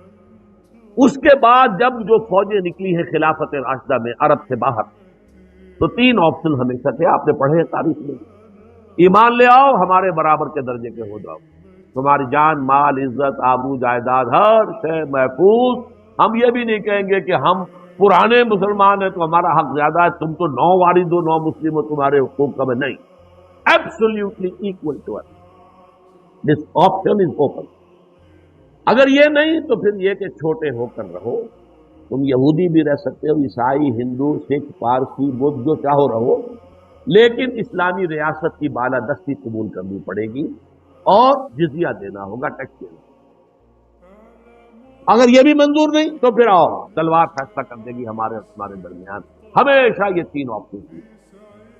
لہذا کسی بھی شخص کو سوائے وہ معاملہ جو میں کہہ چکا ہوں عرب میں جو ہوا ہے، وہاں تو کہا جا سکتا ہے کہ کورشن تھا، وہاں تو گویا کہ یہ آلٹرنیٹ یہ تھا، یا قتل کر دیے جاؤ گے، یا امپلائڈ صرف یہ تھا، یا پھر عرب چھوڑ کے بھاگ جاؤ جہاں جانا، جان بچا کے سر صبح میں جا جاؤ، یہاں نہیں رہ سکتے. لیکن یہ کہ اس کے بعد پوری اسلامی تاریخ میں کسی ایک مرتبہ بھی کسی انسان کو جبرن مسلمان نہیں بنایا اپنی مرضی سے. ہاں جو مسلمان ہو اور دعویٰ کرے پھر اس پر جبر ہوگا. اب تمہیں نماز پڑھنی پڑے گی، نہیں پڑھتے ہو تو مار پڑے گی، سزا دی جائے گی، تعزیر ہوگی. بعض فقہا کے نزدیک تو قتل تک جائے گی. بعض کے نزدیک یہ ہے کہ اس کو جیل میں بند رکھو جب تک کہ توبہ نہ کرے اور پختہ وعدہ نہ کرے کہ آئندہ پابندی سے نماز پڑھو. یہ اب جبر ہوگا. یہ جبر کس چیز پر؟ تم نے اسلام قبول کیا، اب اسلام پر عمل کرنا ہو، لیکن اسلام کو قبول کرنے میں جبر نہیں. لا اکراہ فی الدین قد تبین الرشد من الغی. سعادت اور رشد اور ہدایت کا راستہ بالکل واضح ہو چکا ہے کج راستوں سے. غی ہے جسے غوا بنا ہے، غوا گمراہ ہو جانا، اغوا کا لفظ بنتا ہے گمراہ کر دینا کسی کو. تو یہ غی ٹیڑھ کجی صحیح راستے سے ہٹ جانا. قد تبین الرشد من الغی. اچھا اس کی وجہ کیا ہے؟ یہ دعویٰ کیوں ہو رہا ہے؟ یہ ذہن میں رکھیے، یہ ہے سورہ بقرہ، یہ نازل ہوئی ہے مدنی دور میں. 2/3 قرآن جو ہے وہ ہے مکی جو نازل ہو چکا. گویا کہ قرآن مجید کی ان صورتوں نے بالکل دودھ کا دودھ پانی کا پانی جدا کر دیا. حق اور باطل میں اب کوئی اشتباہ نہیں رہا. کسی نیک نیت انسان کے لیے تو کوئی اشتباہ نہیں ہے. حق علیحدہ باطل علیحدہ. لیحق الحق ویبطل الباطل، تاکہ حق کا حق ہونا ثابت ہو جائے، باطل کا باطل ہونا ثابت ہو جائے، اور یہ ہو چکا ہے. قد تبین الرشد من الغی، ہدایت کا راستہ واضح اور ممیز ہو چکا ہے کجی اور گمراہی کے راستے. فمن یکفر بالطاغوت ویؤمن باللہ فقد استمسک بالعروۃ الوثقی لا انفصام لها واللہ سمیع علیم. تو جو شخص بھی طاغوت کا کفر کرے گا، انکار کرے گا، طاغوت کے خلاف بغاوت کرے گا اور ایمان لائے گا اللہ پر، یہ اہم ترین مقام ہے اس اعتبار سے کہ جیسے میں نے اس سے پہلے بھی دیکھا، لا الہ الا ہو، لا الہ پہلے ہے، الا ہو بعد میں. نفی اس بات، اسی لیے بعض جو ہمارے سلسلے تصوف کے ہیں اس میں جو ذکر ہوتا ہے لا الہ الا اللہ، اسے نفی اس بات کا ذکر کرتے ہیں. لا الہ الا اللہ، الا پر وہ ضرب لگاتے ہیں قلب کے اوپر، جس سے ایک خاص قسم کی کیفیت پیدا ہوتی ہے، ایک نفسیاتی کیفیت حاصل ہوتی ہے. تو پہلے نفی ہے پھر اس بات، وہی ہے پہلے طاغوت کا انکار کرو پھر اللہ پر ایمان لاؤ، تب ایمان معتبر ہے. طاغوت کسے کہتے ہیں؟ طغا سے بنا، طغا طغیانی، دریا اپنے حدود کے اندر بہ رہا ہے، لیکن اب یہ کہ اس کی پانی ادھر چھلک گیا ہے، اپنے حدود سے کناروں سے نکل گیا، اسے کیا کہتے ہیں؟ طغیانی. طغیانی آئی ہوئی ہے، طغیانی. تو انسان کا اور جنوں کا مقام کیا ہے؟ وما خلقت الجن والانس الا لیعبدون، میں نے نہیں پیدا کیا جنوں اور انسانوں کو مگر اس لیے کہ میری بندگی کرے. جو حد بندگی سے تجاوز کرے گا وہ طاغوت ہے، چاہے وہ ایک فرد ہو، کوئی ادارہ ہو، کوئی ریاست ہو. میں نے یہ تین چیزیں گن دی ہیں. انفرادی حیثیت سے میں اپنے حد بندگی سے تجاوز کرتا ہوں، اگر زندگی آمد برائے بندگی، زندگی بے بندگی شرمندگی، اگر میں حد بندگی سے تجاوز کر گیا تو میں طاغوت ہوں. کوئی ادارہ آپ نے بنایا ایسا جس میں لمیٹیشن نہیں ہے اللہ کے احکام کی، بلکہ اس کے اندر آپ نے اپنی اتھارٹی جو ہے وہ بڑی مطلق رکھی ہوئی ہے، طاغوت ہے. ریاست آپ نے قائم کی، حاکمیت عوام کے لیے یا حاکمیت کسی ایک خاندان کے لیے، وہی طاغوت ہے. اس کی نفی، اس کا انکار، اس کے خلاف بغاوت کر کے ایمان لاؤ گے تو ایمان معتبر ہے. اور اگر طاغوت سے دوستی بھی چل رہی ہے، طاغوت کی چاکری بھی ہو رہی ہے، انگریز کی ملازمت بھی کر رہے ہیں، انگریز کی فوج میں شامل ہو کر خانہ کعبہ پر جا کر گولیاں بھی مار چلا رہے ہیں، انگریز کی فوج میں شریک ہو کر اور جنرل ایلن بی کو یروشلم کا قبضہ لے کر دے رہے ہیں، لیکن ساتھ ہی تہجد بھی پڑھ رہے ہیں. ایسے تھے فوجی مسلمان بلوچ ریجمنٹ کے اور پنجاب کے، بڑے لمبے لمبے بال، زلفیں رکھی ہوئی ہیں، نمازی ہیں، اور یہ کہ تہجد ہے کہاں؟ انگریز کی فوج. یہ تو طاغوت کی چاکری کر رہے ہو بھائی، طاغوت کے ساتھ تعاون. حال یہ ہے کہ حضور فرماتے ہیں من مشى مع فاسق ليقويه فقد اعان على هدم الاسلام. جو شخص کسی فاسق و فاجر انسان کے ساتھ چلے اسے تقویت پہنچانے کے لیے، اس نے اسلام کی عمارت کو جڑوں سے کھودنے میں مدد کی، منہدم کرنے میں مدد کی.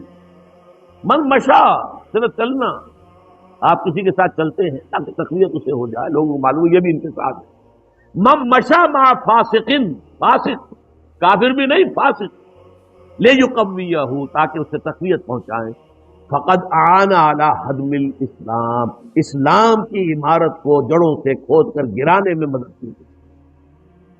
ایک اور حدیث میں آیا اذا مدح الفاسق، جب کسی فاسق کی مدح کی جاتی ہے، غضب اللہ تعالی واہتز له العرش، اللہ تعالیٰ انتہائی غضبناک ہوتے ہیں اس درجے کہ عرش کانپنے لگتا ہے، تھرا اٹھتا ہے عرش، اتنا غضب آتا ہے. ایک شخص میرا باغی ہے، میرا فاسق ہے، فاجر ہے، اور اس کی مدح کی جاتی ہے. اب اس کی روشنی میں آپ اپنے طرز عمل کا جائزہ لیجیے. لگے ہوئے ہم اسی نظام کی چاکری میں، اسی نظام کو تقویت پہنچانے میں. کہاں ہے اللہ کے ساتھ؟ ان سے ہم نے کہاں بغاوت کی؟ بغاوت کے کم سے کم یہ سمجھیے 3 درجے ہیں. سب سے کم کیا ہے؟ نظام سے شدید نفرت ہو، ترک تعاون ہو، ترک موالات. یہ نیگیٹو حصہ ہے صرف. جیسے گاندھی نے کبھی کہا تھا ترک موالات، نہ انگریزی کپڑا پہنیں گے اور بلکہ ہم تو نہ کوئی اور امپورٹڈ شے استعمال کریں گے، اور بلکہ ہم تو جو ہے اپنی خدر خود بنیں گے اور پہنیں گے. ترک موالات، ترک تعاون، عدم تعاون، یہ پہلا درجہ ہے. طاغوت کے ساتھ موالات نہ ہو، دوستی نہ ہو، چاکری نہ ہو، محبت نہ ہو، بلکہ ترک تعاون، ترک موالات اور دل میں شدید نفرت. اگلا مرحلہ کیا ہے؟ طاغوت کے خلاف زبان سے جہاد کرنا. یہ کام غلط ہے، ہم اسے پسند نہیں کرتے، ہم اس میں تعاون نہیں کریں گے. زبان سے بھی ایک اعلان کرنا. اور آخری مرحلہ ہے سب سے اونچا، طاقت کے ساتھ اس طاغوت کو ملیا میٹ کر کے حق کا نظام قائم کرنے کی جدوجہد کرنا. یہ ہے اصل مطلوب. الان جیسے کہ مجھے واقعہ یاد آ گیا حضور کا، کہ حضور اور حضرت عمر ساتھ ساتھ چل رہے ہیں، کوئی چہل قدمی ہے یا کچھ اور معاملہ ہے. حضور پوچھتے ہیں عمر تمہیں مجھ سے کتنی محبت؟ عرض کیا کہ حضور آپ مجھے دنیا کے ہر انسان سے زیادہ محبوب ہیں. اب آپ آنکھوں میں آنکھیں ڈال کر پوچھتے ہیں اور اپنی جان سے؟ اب ایک تو اندازہ کیجئے کہ یہ سوال کسی ایسے شخص سے نہیں کیا جا سکتا جس سے ذرا بھی بال برابر بھی بودھ ہو دل میں. تو خالص جو بہت ہی مقرب ہوگا اسی سے یہ بات کہی جائے گی. اپنی جان سے؟ تو حضرت عمر نے تھوڑا سا توقف کیا، پھر اس کے ہاں اب میں کہتا ہوں کہ آپ مجھے میری جان سے بھی زیادہ. فرمایا الان، اب پہنچے ہو تم اس مقام پر کہ جہاں ہونا چاہیے. تو الان والا معاملہ یہ ہے کہ انسان تن من دھن اپنی زندگی ہر شے لگا دے طاغوت کے خاتمے اور حق کے غلبے کے. وہ ہے جہاں سے بات شروع ہوئی تھی، لگا دو، کھپا دو، صرف کر دو. یا ایھا الذین آمنوا انفقوا مما رزقناکم من قبل ان یاتی یوم لا بیع فیہ ولا خلۃ ولا شفاعۃ والکافرون هم الظالمون. اس روش کو اختیار کرنے سے انکار کرنے والے ہی تو کافر اور ظالم اور مشرک ہیں. وہیں یکفر. اب میں دیکھیے 2 حدیثیں بھی آپ کو سنا دیتا ہوں. میں نے تو ترتیب الٹی بتائی تھی. ہم کمزور لوگ ہیں تو کمزور ترین درجہ پہلے بیان کر دیا کہ طاغوت سے دلی نفرت، تعاون نہ ہو. اس سے اوپر یہ کہ زبان سے جہاد اس کے خلاف کیا جائے. اس سے اوپر ہے طاقت کے ساتھ جہاد کیا. لیکن حدیث میں آتا ہے اوپر سے نیچے کی طرف، من رأى منکم منکرا فلیغیرہ بیدہ. تم میں سے جو شخص بھی کسی منکر کو دیکھے، بدی کو دیکھے، اس کا فرض ہے کہ اسے اپنے قوت سے، طاقت سے، ہاتھ سے بدلے. فإن لم يستطع، اگر اس کی طاقت نہیں ہے، استطاعت نہیں ہے یا ہمت نہیں، یہ دونوں چیزیں ایک دوسرے کے ساتھ ہی ہوتی ہیں. فبلسانہ، تو کم سے کم زبان سے تو اس کے خلاف بات کرے. گونگا شیطان تو نہ بن کے بیٹھ جائے. فإن لم يستطع، اگر اس کی بھی طاقت نہیں ہے، ہمت نہیں ہے، فبقلبہ، تو دل سے شدید نفرت رکھے. وذالک اضعف الایمان، یہ ایمان کا کمزور ترین درجہ ہے. دل میں نفرت بھی نہیں ہے تو ایمان ہے ہی نہیں. ایمان کی نفی ہے مطلق. دوسری حدیث سن لیجئے، یہ تو ہے مسلم شریف کی روایت حضرت ابو سعید خدری سے رضی اللہ تعالیٰ عنہ. مسلم شریف ہی کی دوسری روایت ہے عبداللہ ابن مسعود سے رضی اللہ تعالیٰ عنہ. حضور فرماتے ہیں ما من نبی بعثہ اللہ فی امتہ قبلی الا کان لہ حواریون و اصحاب. اللہ تعالیٰ نے کسی بھی قوم میں، امت میں مجھ سے پہلے جب بھی کسی رسول یا نبی کو مبعوث کیا تو اس کے کچھ نہ کچھ صحابہ، کچھ نہ کچھ حواری ہوتے تھے. حواری حضرت عیسیٰ کے صحابہ کو کہتے ہیں. صحابہ جو ہیں حضور کے ساتھی ہیں. تو ہر نبی کے کسی کے کم کسی کے زیادہ کچھ نہ کچھ تو ہوتے ہی تھے. وہ کیا کرتے تھے حواری اور صحابہ؟ یقتدون بامرہ ویاخذون بسنتہ، اپنے اس نبی کی سنت کو مضبوطی سے پکڑ لیتے تھے اور ان کے حکم پر عمل کرتے تھے.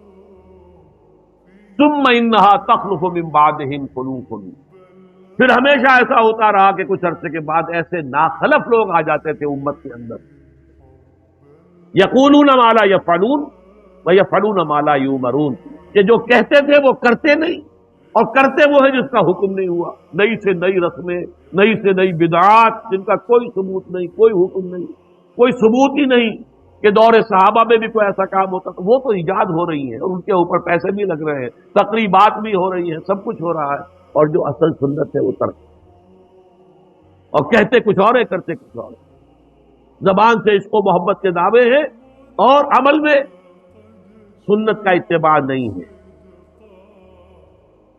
اب جب ایسی صورت ہو، میں یا آپ اگر دیکھیں کہ ہمارے معاشرے میں ان لوگوں کا بول بالا ہے، تو ان کے ہاتھ میں اقتدار ہے، ان کے ہاتھ میں جو جاتے ہیں جہاں گئے وہاں پر چادر چڑھا دی، عوام کا جو ہے وہ ایک تاثر دینے کے لیے کہ اس قبر کے اوپر انہوں نے بھی چادر چڑھائی ہے، جن کا کوئی دین مذہب سے روحانیت سے سروکار نہیں بالکل۔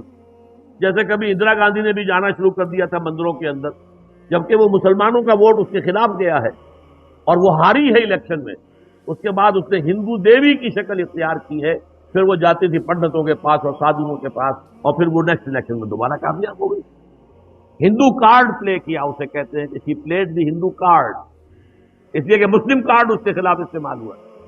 اسی طرح ہمارے سیاستدان، لیکن یہ کہ جو شخص بھی اس کیفیت سے دو چار ہو، اب سن لے، فمن جاہدہم بیدہ فہو مومن، جو بھی تم میں سے ایسے لوگوں کے خلاف اپنے طاقت سے اور اپنے ہاتھ سے جہاد کرے گا وہ مومن ہوگا۔ ومن جاہدہم بلسانہ فہو مومن، اور جو اپنی زبان سے جہاد کرے گا وہ بھی مومن ہوگا۔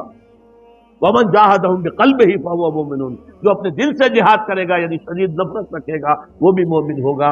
ولیس وراء ذلک من الایمان حبۃ خردل، اس کے بعد تو ایمان رائی کے دانے کے برابر بھی نہیں ہے۔ تو اپنے ایمان کو آپ تول لیجئے کہاں کھڑے ہیں، طاغوت کے ساتھ آپ کی روش کیا ہے۔ بہرحال من یکفر بالطاغوت ویؤمن باللہ فقد استمسک بالعروۃ الوثقی، جس نے کہ طاغوت کا کفر کیا، طاغوت سے بغاوت کی اور اللہ پر ایمان لایا، اس نے مضبوط کنڈے کو پکڑ لیا ہے۔ یہ جو نقشہ ہے یہاں پر، اس کو تمثیل سے سمجھ لیجئے۔ سمندری جہاز میں فرض کیجئے کچھ عرشے پر کھڑا ہوا ہے، کوئی ہچکولا ایسا آیا کہ گر گیا سمندر میں، اور آپ کو معلوم ہے کہ اس کے ساتھ کنڈے لگے ہوتے ہیں۔ اگر کوئی کنڈا اس کے ہاتھ میں آ جائے، فرض کیجئے تیرنا ویرنا نہیں جانتا غریب، کنڈا ہاتھ میں اگر آ گیا تو وہ کنڈا کبھی نہیں چھوڑے گا، اس لیے کہ اس کنڈے کے ساتھ اس کی جان وابستہ ہے۔ بلکہ میں کہا کرتا ہوں کہ اگر کوئی شارک مچھلی آ کر اس کی ٹانگ کاٹ کے لے جائے تو وہ کہے گا جائے، لیکن یہ کہ میں اس کنڈے کو نہیں چھوڑوں گا، اس لیے کہ یہ کنڈا ہے کہ جس کے ساتھ میری اب جان واپس۔ اسی طریقے سے گویا کہ انسان اپنی حفاظت اور تحفظ کے لیے وَمَن يَكْفُرْ بِالطَّاغُوتِ وَيُؤْمِن بِاللَّهِ فَقَدِ اسْتَمْسَكَ بِالْعُرْوَةِ الْوُثْقَىٰ، اس کا ہاتھ اس مضبوط کنڈے پر آ کہ جس کے بعد اس کی گمراہی نہیں ہے۔ لَا انفصام لَهَا، جیسے کنڈا مضبوط ہے، وہ اپنی جگہ سے نکلنے والا نہیں ہے، وہ ہٹنے والا نہیں ہے، جگہ چھوڑنے والا نہیں ہے، ٹوٹنے والا نہیں ہے۔ لَا انفصام لَهَا، ایسا کنڈا اس پر اس کا ہاتھ آ گیا ہے۔ واللہ سمیع علیم، اللہ تعالیٰ سب کچھ سننے والا، سب کچھ جاننے والا۔ یہ سمیع علیم تنوین کے ساتھ یہ صفات، السمیع ہوتا تو اللہ کا نام ہو جاتا، العلیم ہوتا تو اللہ کا نام ہو جاتا۔ اللہ ولی الذین آمنوا یخرجہم من الظلمات الی النور۔ دیکھیے ترک موالات کی میں نے بات کی تھی، اب یہاں ولایت آ گئی۔ اللہ ولی ہے، پشت پناہ ہے، مددگار ہے، محافظ، حمایتی ہے اہل ایمان کا۔ یعنی یہ جو کشاکش ہوگی اب حق و باطل کے مابین، طاغوت کے خلاف تمہیں جہاد کرنا ہے، کفر کرنا ہے، احقاق حق ابطال باطل کی جدوجہد کرنی ہے، تو تمہیں کسی کا سہارا درکار ہے، اللہ کا سہارا، اللہ کی مدد۔ جیسے حضور سے بھی کہا گیا وَاصْبِرْ وَمَا صَبْرُكَ إِلَّا بِاللَّهِ، اے نبی صبر کیجئے اور آپ کا صبر تو اللہ ہی کے سہارے پر قائم ہے، قوت تو آپ کو اللہ سے ملتی ہے۔ مسلمانوں سے کہا گیا وَاسْتَعِينُوا بِالصَّبْرِ وَالصَّلَاةِ، مدد حاصل کرو صبر سے بھی اور نماز سے۔ تو اسی طرح فرمایا اللہ کی مدد شامل حال رہے گی۔ اللہ ولی الذین آمنوا، اللہ ولی ہے اہل ایمان کی. اور یہ رشتہ جو ہے موالات باہمی یا جسے ولایت باہمی کہتے ہیں. یہاں بھی ذرا سمجھ لیجئے، دو لفظ ہیں ہمارے ہاں، لوگ اس کو ایک دوسرے میں کنفیوز کر دیتے ہیں. ایک ولایت ہے، ولایت پاؤ کے زبر کے ساتھ، یہ والی سے بنا ہے، والی، والی دمشق یعنی حاکم دمشق. تو ولایت کہتے ہیں حکومت کو، اور ولی سے بنا ولایت، ولایت باہمی. جیسے اللہ یہاں دوست ہے اہل ایمان کا، اہل ایمان دوست ہے اللہ. الا ان اولیاء اللہ لا خوف علیہم ولا هم يحزنون الذین آمنوا وكانوا يتقون لهم البشرى فی الحیات الدنیا والآخرہ. آگاہ ہو جاؤ کہ اللہ کے دوست جو ہیں یعنی اہل ایمان، ان کے لیے نہ خوف ہے اور نہ کوئی حزن ہے. اور یہ کون ہے؟ یہ ولی کوئی علیحدہ نوع نہیں ہے، کوئی اسپیشیز علیحدہ نہیں، انسانوں ہی میں سے ہوتے ہیں. ان کے سروں پر کوئی سینگ نہیں ہوتے، عام انسان ہوتے ہیں. البتہ کیا؟ الذین آمنوا وکانوا یتقون، ایمان اور تقوی، ایمان لائے اور ایمان حقیقی، اور تقوی ہے انہیں پش کر رہا ہے. ثم اتقوا وآمنوا ثم اتقوا واحسنوا واللہ یحب المحسنین. یہ ایمان اور تقوی ہے تو وہی اللہ کا ولی ہے. الا ان اولیاء اللہ لا خوف علیہم ولا هم يحزنون الذین آمنوا وكانوا يتقون لهم البشرى فی الحیات الدنیا والآخرہ. ان کے لیے تو بشارتیں ہی بشارتیں ہیں دنیا کی زندگی میں بھی اور آخرت میں. تو وہ ہے ولایت، اللہ کے بندے اللہ کے ولی ہیں، صاحب ایمان. یہاں اللہ ولی ہے اہل ایمان کی. جو بھی وہ طاغوت کے خلاف جد و جہد کریں گے، کشاکش کریں گے، محنت کریں گے، انفاق جان و مال کریں گے، انفاق مال اور بذل نفس کریں گے، وقت خرچ کریں گے، اپنی قوتیں لگائیں گے، جان و مال کے اوپر خطرات مول لیں گے، اپنی اولاد کو انویسٹ کریں گے، تو اللہ تعالیٰ ان کی مدد کرے گا، پشت پناہ ہوگا قدم قدم پر. اللہ ولی الذین آمنوا یخرجہم من الظلمات الی النور، اور وہ انہیں نکالتا رہتا ہے اندھیروں سے روشنی کی طرف. یہ نوٹ کر لیجئے، کئی دفعہ پہلے بھی میں نے کہا ہے، قرآن مجید میں نور ہمیشہ واحد آیا ہے، انوار کا لفظ آیا ہی نہیں. اور ظلمات ہمیشہ جمع آیا ہے، ظلمت کا لفظ آیا ہی نہیں. ظلمات بعضها فوق بعض، سورہ نور میں نور علی نور، نور پر نور، وہاں دونوں جو ہے نور واحد ہے. اور یہ ظلمات بعضها فوق بعض، تہ پر تہ گمراہیاں اور اگیارے ہیں ایک دوسرے کے اوپر پر. تو یہاں بھی فرمایا اللہ نکالتا رہتا ہے انہیں. یہ فعل مضارع ہے، فعل مضارع میں دوام اور تسلسل ہوتا ہے، مسلسل. اس لیے کہ ایسا نہیں ہے کہ بس یہ ایک مرحلے پر آپ جو ہے اندھیرے سے نکل کر روشنی میں آ گئے. اس لیے کہ بہت سے اندھیارے اندر ہو سکتے ہیں کہ ابھی ہوں. جیسے میں نے ابھی بتایا، شاید ابھی اپنی جان سے زیادہ عزیز اللہ اور اس کے رسول نہ ہو، شاید، اور ہر ایک سے زیادہ عزیز تو ہو گئے. شاید کہ کوئی اور آپ کو اللہ سے زیادہ عزیز ہو. یہی تو امتحان تھا، آخری سب سے مشکل، سب سے کڑا، سب سے بھاری امتحان جو لیا ابراہیم کا. اکلوتا بیٹا 13 برس کی عمر، دعائیں مانگ مانگ کر جو لیا تھا، ذبح کرو اسے. ایسا تو نہیں کہ اس اکلوتے بیٹے کی محبت ہماری محبت سے بڑھتی ہے. اکلوتا بیٹا، اندازہ کیجئے 100 برس کی عمر کا بوڑھا آدمی، اور اس بوڑھے کا دست و بازو بنا ہے بیٹا 13 برس کا رکھیلا. ابھی حضرت اسحاق کی پیدائش نہیں ہوئی، تیار ہو. اسی لیے رحمت خداوندی چیخ اٹھتی، یا ابراہیم قد صدقت رؤیا، بس تم نے جو ہے چھری چلا دی اور تم نے اپنا خواب پورا کر دیا، بس آگے نہیں. گویا کہ میں نے اس میں لکھا تھا، میرا مضمون ہے کہ یہاں ممتحن نے بس کی ہے، جس کا امتحان لیا جا رہا تھا اس نے بس کی. ممتحن نے کہا بس اس سے آگے نہیں. تو سمجھ لیجئے کہ یہ امتحانات ہوتے ہیں، آدمی کو نکلنا ہوتا ہے. ابھی کیا پتا، میں سمجھتا ہوں کہ میں ان اندھیروں سے نکل آیا، کوئی اور تاریکی میرے قلب کی کسی گہرائی کے اندر ابھی کہیں مورچہ لگا کر بیٹھی ہے. کوئی ریاکاری کا ہی مورچہ ہو، کوئی اپنی تعریف سن کر جو ہے دل خوش ہوتا ہے، یہی ہو.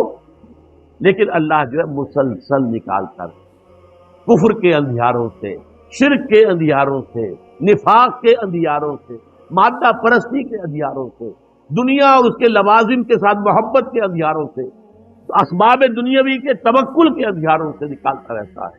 युखरिजुहुम मिनज़्ज़ुलुमात इलन-नूर वल्लज़ीना कफ़रू, जो बरक्स रविश इख्तियार करेंगे, तागूत की दोस्ती, तागूत की चाकरी, तागूत की मुलाजमत, तागूत का झंडा उठाकर चल रहे हैं, अब वो रविश इख्तियार की है। औलिया हुमुत तागूत, जाहिर बात है अब उनके वली और दोस्त जो है वो तागूत ही होंगे ना। युखरिजूनहुम मिनन नूर इला ज़ुलुमात, और वो निकालते रहते हैं उन्हें, कोई थोड़ी बहुत रोशनी भी थी तो उससे भी और तारीकी में जाओ, और तारीकी में जाओ, कोई रमक भी अगर कोई रोशनी की है तो उससे निकाल कर एब्सोल्यूट डार्कनेस, जिसकी मिसाल सूरह नूर में आई है। अपना हाथ भी आगे बढ़ाता तो नहीं देख सकता, जिसको हम कहते हैं हाथ को हाथ सुझाई नहीं देता। ज़ुलुमातुन बाज़ुहा फ़ौक़ बाज़ इज़ा अख़रज यदहु लम यकद यरा वमन लम यजअलिल्लाहु लहू नूरन फमा लहू मिन नूर, जिसे अल्लाह ही ने नूर अता न किया हो, अल्लाह ही ने नूर से जो महरूम कर दिया, और उसे कहां से नूर मिल जाए। अल्लाह ताला हमारे दिलों को मुनव्वर करे अपने ईमान के जरिए से, कुरान के जरिए से। अल्लाहुम्मा रब्बना नव्विर कुलूबना बिल ईमान वशरह सुदूरना बिल इस्लाम, अल्लाहुम्मा वफ़्फ़िक़ना लिमा तुहिब्बु व तर्ज़ा, अल्लाहुम्मा वफ़्फ़िक़ना अन नकफ़ुरा बित्तागूत व नु'मिना बिका, अल्लाहुम्मा वफ़्फ़िक़ना अन नुजाहिदा फ़ी सबीलिका बिअमवालिना व अनफुसिना, अल्लाहुम्मा अर्ज़ुक़ना शहादतन फ़ी सबीलिक, आमीन या रब्बल आलमीन। बारकल्लाहु ली व लकुम फ़िल क़ुरआनिल अज़ीम व नफ़अनी व इय्याकुम बिल आयाति व ज़िक्र।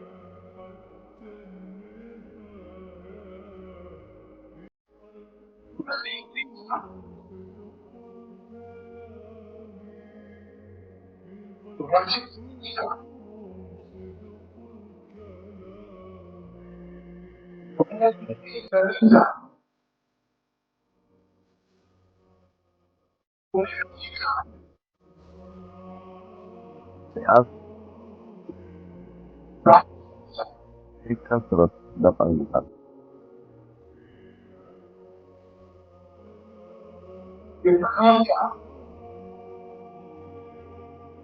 یہ ختم نہیں ہو رہے،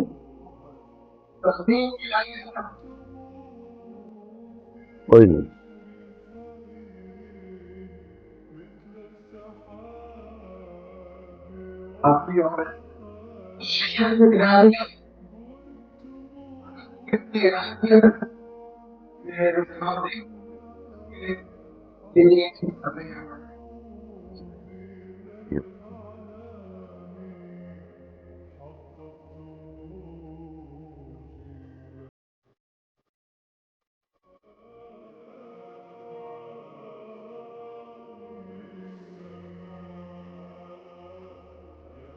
محمد سمیع صاحب،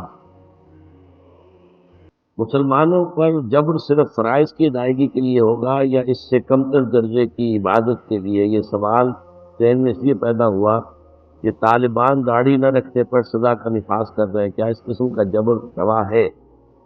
میرا یہ خیال ہے کہ یہ زیادتی کر رہے ہیں وہ، اور داڑھی جو ہے ویسے تو یہ کہ فرض نہیں ہے اور سنت موقدہ ہے، اس میں کوئی شک نہیں ہے اور رکھنی چاہیے۔ البتہ وہ لوگ تو خاص طور پر ایک خاص حد سے کم داڑھی کو بھی داڑھی تسلیم نہیں کرتے، ان معاملات میں ذرا تشدد کر رہے ہیں جو کہ انہیں نہیں کرنا چاہیے۔ اصل میں جبر جو ہے وہ صرف فرض ہی کے اوپر کیا جا سکتا ہے۔ ڈاکٹر انوار احمد عباسی صاحب، پاکستان میں شریعت قائم نہیں، اس لیے پاکستان دارالاسلام ہے یا دارالحرب؟ اصل میں یہ دارالاسلام اور دارالحرب کی جو اصطلاحات ہیں اس وقت یہ آبسولیٹ ہے۔ اس وقت پوری دنیا میں صورت یہ بن گئی ہے کہ دارالحرب اس وقت کوئی نہیں ہے، یعنی کوئی ملک ایسا نہیں ہے کہ جو اسلام پر عمل کرنے سے مسلمانوں کو جبرن روکتا۔ امریکہ میں بھی آپ جائیں تو آپ جا کے نماز پڑھ سکتے ہیں، مسجد بنا سکتے ہیں، اسرائیل میں بھی مسجد بنا سکتے ہیں، بنتی ہیں مسجدیں، اب بھی تعبیر ہو رہی مسجدیں۔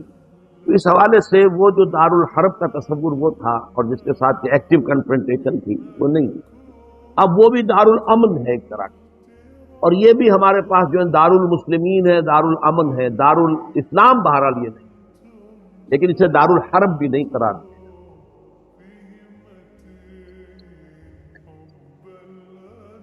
محمد شفیق صاحب، آپ نے اپنے خطاب میں فرمایا کہ ہمارے جسم کے اعضاء اللہ تعالیٰ کی امانت ہے، تو کیا اس صورت میں ہمیں یہ اختیار ہے کہ ہم انسانی جسم کا کوئی بھی عضو مثلاً آنکھ، گردہ وغیرہ آرگن ٹرانسپلانٹیشن عطیہ کر سکتے ہیں؟ یعنی بالکل کر سکتے ہیں، اس لیے کہ اللہ تعالیٰ نے آپ کو مال دیا ہے تو وہ مال بھی تو اللہ کی امانت ہے جو آپ عطیہ کر سکتے ہیں، ہدیہ دے سکتے ہیں، خیرات دے سکتے ہیں۔ اسی طریقے سے یہ بھی آپ کے پاس اللہ کی امانت ہے، تو اگر اس کو ڈونیٹ کرنا چاہیں اور اس میں کوئی اور قرض نہیں ہے سوائے انسانی ہمدردی کے تو کوئی حرج نہیں۔ احمد خان صاحب، آپ کے فہم میں اللہ کا پرسپشن ایک یونیک پرسن ہے یا آل امبریسنگ پاور ہے؟ نیز حضرت کی شفاعت کا معاملہ سہل انداز میں بیان کیجیے۔ جہاں تک تو شفاعت کا مسئلہ ہے، میں جس حد تک بھی سہل کر کے اسے سمجھا سکتا تھا میں تو اپنی پوری کوشش کر چکا ہوں۔ اب تو یہ ہے کہ اگر کوئی سوال علیحدہ سے ہوگا تو پھر میں اس کا جواب دوں گا۔ اور جہاں تک یہ ہے یونیک پرسن، اللہ تعالیٰ ایک پرسن ہے، صرف پاور نہیں ہے۔ اصل میں یہ جو جدید دور میں سائنٹسم جس کو ہم کہتے ہیں، سائنٹیفک بینٹ آف مائنڈ ہے، وہ تو فرشتوں کو بھی پرسن ماننے کو تیار نہیں۔ سر سید احمد خان سے یہ گمراہی شروع ہوئی تھی کہ یہ فورسز آف دی نیچر کا نام فرشتے ہیں، فرشتے کی کوئی پرسنالٹی نہیں ہے، صاحب تشخص ہستی نہیں ہے۔ لیکن یہ کہ یہ تمام کے تمام ہمارے صوفیاء اور متقدمین مانتے ہیں کہ اللہ ایک ذات ہے، ایک پرسن ہے، اگرچہ اسے ہم کسی مکان سے، کسی جہت سے، کسی صنف سے مقید نہیں کر سکتے، لیکن ہے وہ جس کو کہ اقبال نے کہا اپنے لیکچرز میں، دی بگ آئی ایم، جیسے آپ کہتے ہیں آئی ایم، میں ہوں، اسی طرح اللہ اپنے بارے میں کہتا ہے اننی انا اللہ لا الہ الا انا۔ تو یہ انا جو ہے یہ ایک ایگو ہے، یہ لیکن انفائنائٹ ایگو ہے، یہ مطلق ایگو ہے، ہماری محدود ایگو ہے۔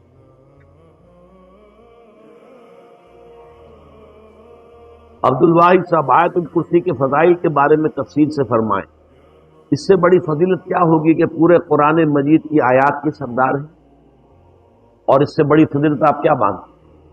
آپ شاید یہ چاہتے ہو اتنی دفعہ پڑھ لیا جائے تو یہ ہو جائے گا، اور اتنی دفعہ پڑھ لیا جائے تو یہ ہو جائے گا، ایسی فضیلتیں میرے علم میں نہیں۔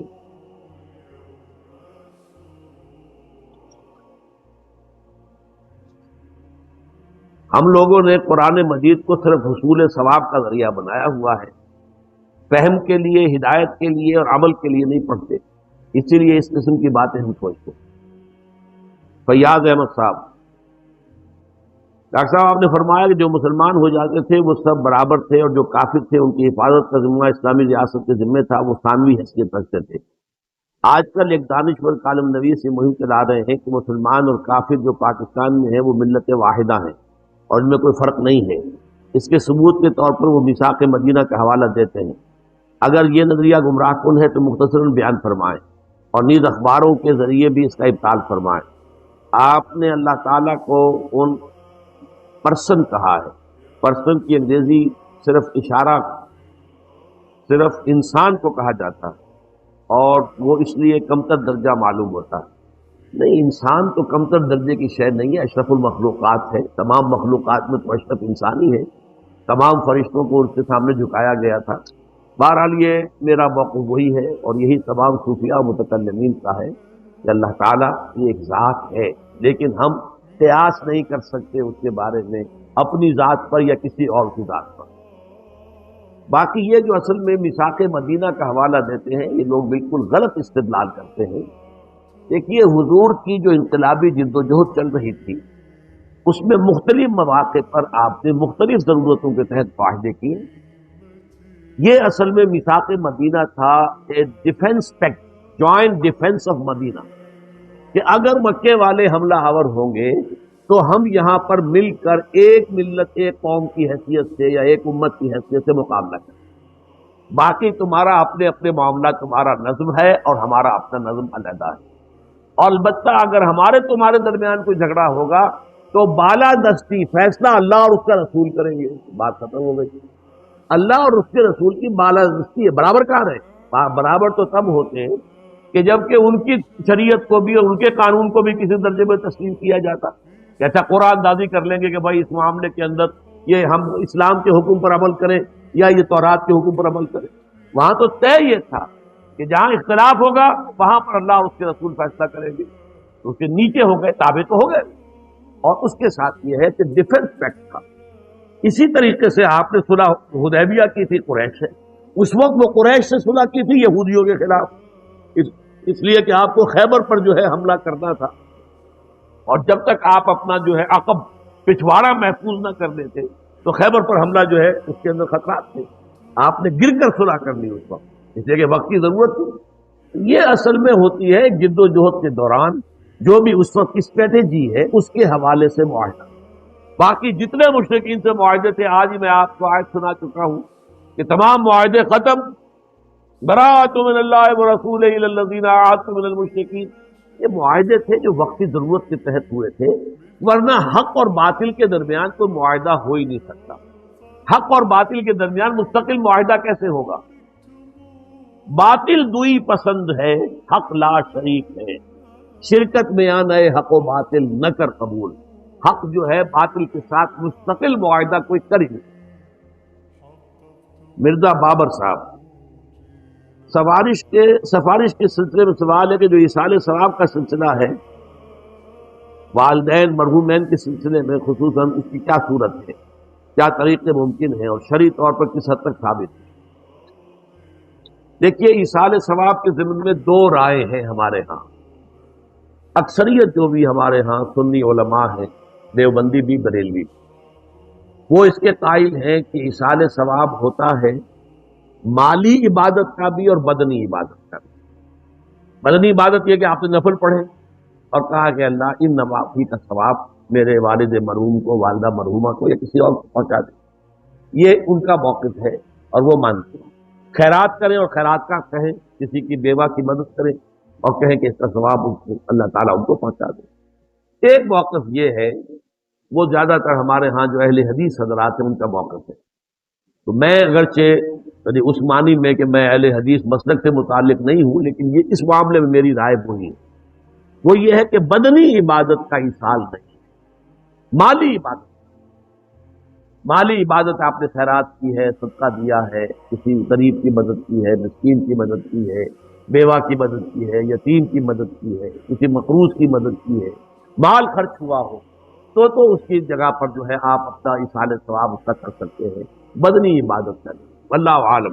اب اس میں یہ کہ آپ جس پر چاہیں عمل کر لیں. لیکن یہ جو ہم کرتے ہیں اس کے لیے محفلیں منعقد کرنا اور قرآن خوانیاں ہوں، یہ سب بدعات ہے.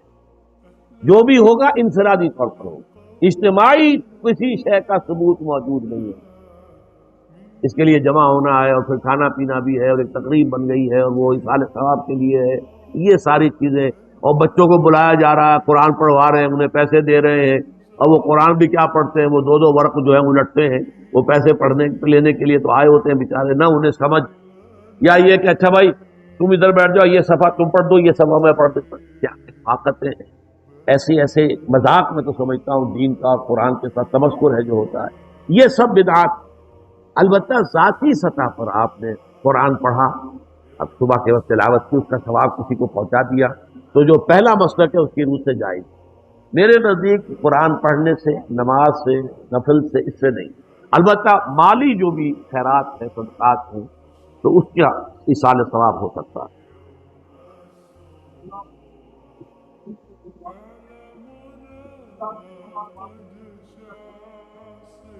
اولاد اگر نیک ہے تو وہ خود صدقہ جاریہ بن جاتے ہیں والدین کے لیے، بشرطے کہ والدین نے ان کی تربیت کی کوشش کی ہو.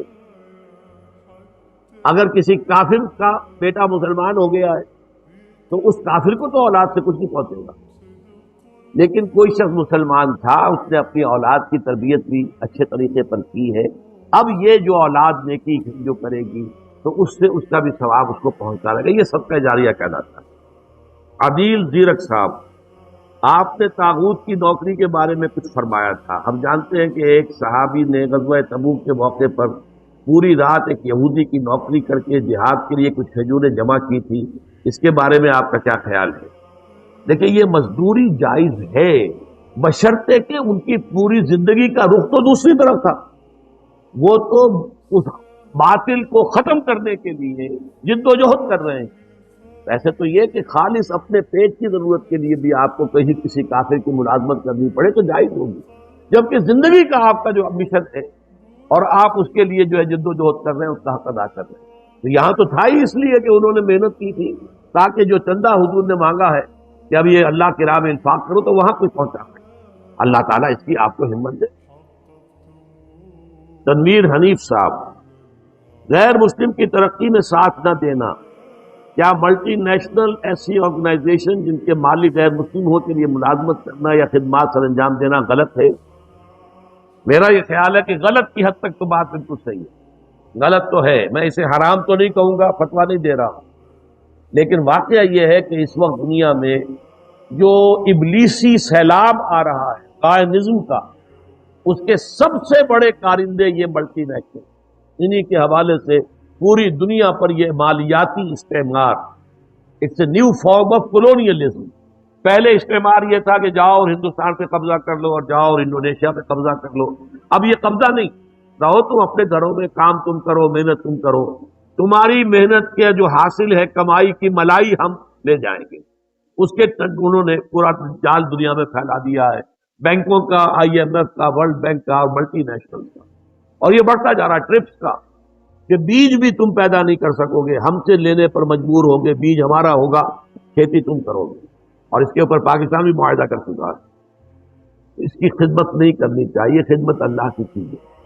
البتہ یہ ہے کہ اگر فرض کیجئے کوئی اور ذریعہ معاش نہیں ہے اور آپ اللہ کے دین کی خدمت کے اندر لگے ہوئے ہیں ہم، البتہ جسم اور جان کا رشتہ قائم رکھنے کے لیے کچھ نہ کچھ تو آپ کو درکار ہے. اس کے لیے جیسے ابھی مثال آ گئی، یہودی کی ملازمت بھی کی تھی، تو میں اسے حرام نہیں کہہ رہا. البتہ یہ ایک بڑا کیریئر سمجھنا، اور یہ ملٹی نیشنل خون چوس لیتے ہیں انسان کا. تنخواہیں اچھی دیں گے، اسٹیٹس اچھا دیں گے، محل بھی بنا ہوگا آپ کا اور کوٹھی بھی ہوگی، لیکن آپ کی توانائیوں کا اور اوقات کی ایک ایک رسی کو نچوڑ لیتے ہیں، پھر کسی اور کام کے قابل آپ. ہاں تو یہاں تو یہ کہ بندہ مومن کی زندگی کا اصل مقصد، میری زندگی کا مقصد تیرے دین کی سرفراز یہ ہے، تو پھر تو ٹھیک ہے، مجبوراً کہیں کوئی تھوڑا سا وقت اپنا بیچ کر آدمی اپنا پیٹ پال لے تو وہ چاہے کسی کافری کی ملازمت ہو رہی ہو، وہ جائز کے درجے میں ہوگی، لیکن اس طرح نہیں جیسے کہ آج ہو رہا. میری آواز بیٹھتی ہے، میرے سارے سوالات یہ میں لے لیتا ہوں، باقی معذرت کر رہا ہوں میرا سننے کا. میں تو آج سوچ رہا تھا کہ شاید درس دے ہی نہ سکوں، کل سے میری طبیعت بہت خراب تھی. نسیم الدین صاحب کو تو میں نے بتایا تھا، کل شام ایسا بھی ہو گیا تھا کہ شاید میں آنا اپنا کینسل کر دیتا، اتنی طبیعت خراب تھی. بلکہ میری اہلیہ نے بہت زور دیا تھا کہ آپ فون کر دیں، مت جائیں. بہرحال میں نے کہا تھا کہ شاید میں آج درس نہ دے سکوں گا، لیکن میں اللہ کا شکر ہے مطمئن ہوں کہ درس کا تو اپنی حد تک جو بھی میں حق ادا کر سکتا تھا میں نے کیا ہے. اب زیادہ دیر میں یہ سوال جواب میں نہیں. افتخار الدین صاحب، جناب میں آپ کو یہ پوچھنا چاہتا ہوں کہ شفاعت صرف انبیاء کریں گے یا اللہ تعالیٰ اور دوسرے لوگوں کو بھی اختیار دیں گے؟ دوسروں کو بھی ہوگا، اولیاء اللہ کو بھی ہوگا، نیک مسلمان۔ اور اولیاء اللہ کون ہوتے ہیں؟ نیک مسلمان، الذین آمنوا وکانوا یتقون، وہی تم اللہ کے ولی ہیں۔ تو ان سب کو اس کا موقع ہوگا۔ جیسے آج بھی میں نے تو یہاں سے بات شروع کی تھی نا، اگر میں کہتا ہوں اے اللہ میرے والد کی مغفرت فرما دے، یہ بھی تو شفاعت کر رہا ہوں میں۔ در حقیقت یہ بھی شفاعت ہے۔ دعا جب استغفار کرتے ہیں آپ کسی کے لیے، یہ بھی شفاعت ہے۔ تو اس لیے سب کو بھی یہ اللہ تعالیٰ جس کے لیے بھی اپنے بندوں میں سے مناسب سمجھے گا انہیں اس کا موقع دے گا۔ ناصر احمد صاحب، سوال یہ کہ نور سے مراد کیا ہے؟ نور سے مراد یہ لائٹ نہیں ہے، یا وہ لائٹ کہ جو سورج سے آ رہی ہے وہ نہیں، یہ ایک باطنی نور ہے کہ جس سے حق و باطل کا امتیاز انسان کو معلوم ہے۔ اسی لیے آپ دو لفظ استعمال کرتے ہیں اردو میں بھی، بصارت اور بصیرت۔ بصارت ہے ان آنکھوں کی، ان سے جو چیز آپ دیکھتے ہیں یہ بصارت۔ بصیرت قلب کے اندر ایک کیفیت ہوتی ہے، ایک صلاحیت ہوتی ہے کسی شے کی اصل حقیقت کو سمجھ لینا۔ جو شے کی حقیقت کو نہ سمجھے وہ نظر کیا، اہل نظر ذوق نظر خوب ہے لیکن جو شے کی حقیقت کو نہ دیکھے وہ نظر کیا، تو وہ ہے اصل میں بصیرت۔ تو یہ نور وہ ہے، اللہ نور السماوات والارض، تو یہ اللہ تعالیٰ کی طرف سے باطنی نور عطا ہوتا ہے انسان کو۔ اسی لیے ایمان کو بھی نور کہا گیا، اسی لیے قرآن کو نور کہا گیا، اس لیے کہ قرآن کے ذریعے سے بھی آپ کو حق و باطل کی تمیز جو ہے، قد تبین الرشد من الغی، قرآن کے ذریعے سے تو وہ بھی نور ہے۔ والنور الذی انزلنا۔ میں نے چونکہ معذرت کر لی ہے،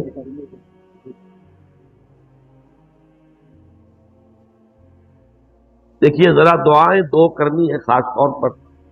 ایک تو میرے معمر ترین ساتھی تنظیم اسلامی میں بھی اور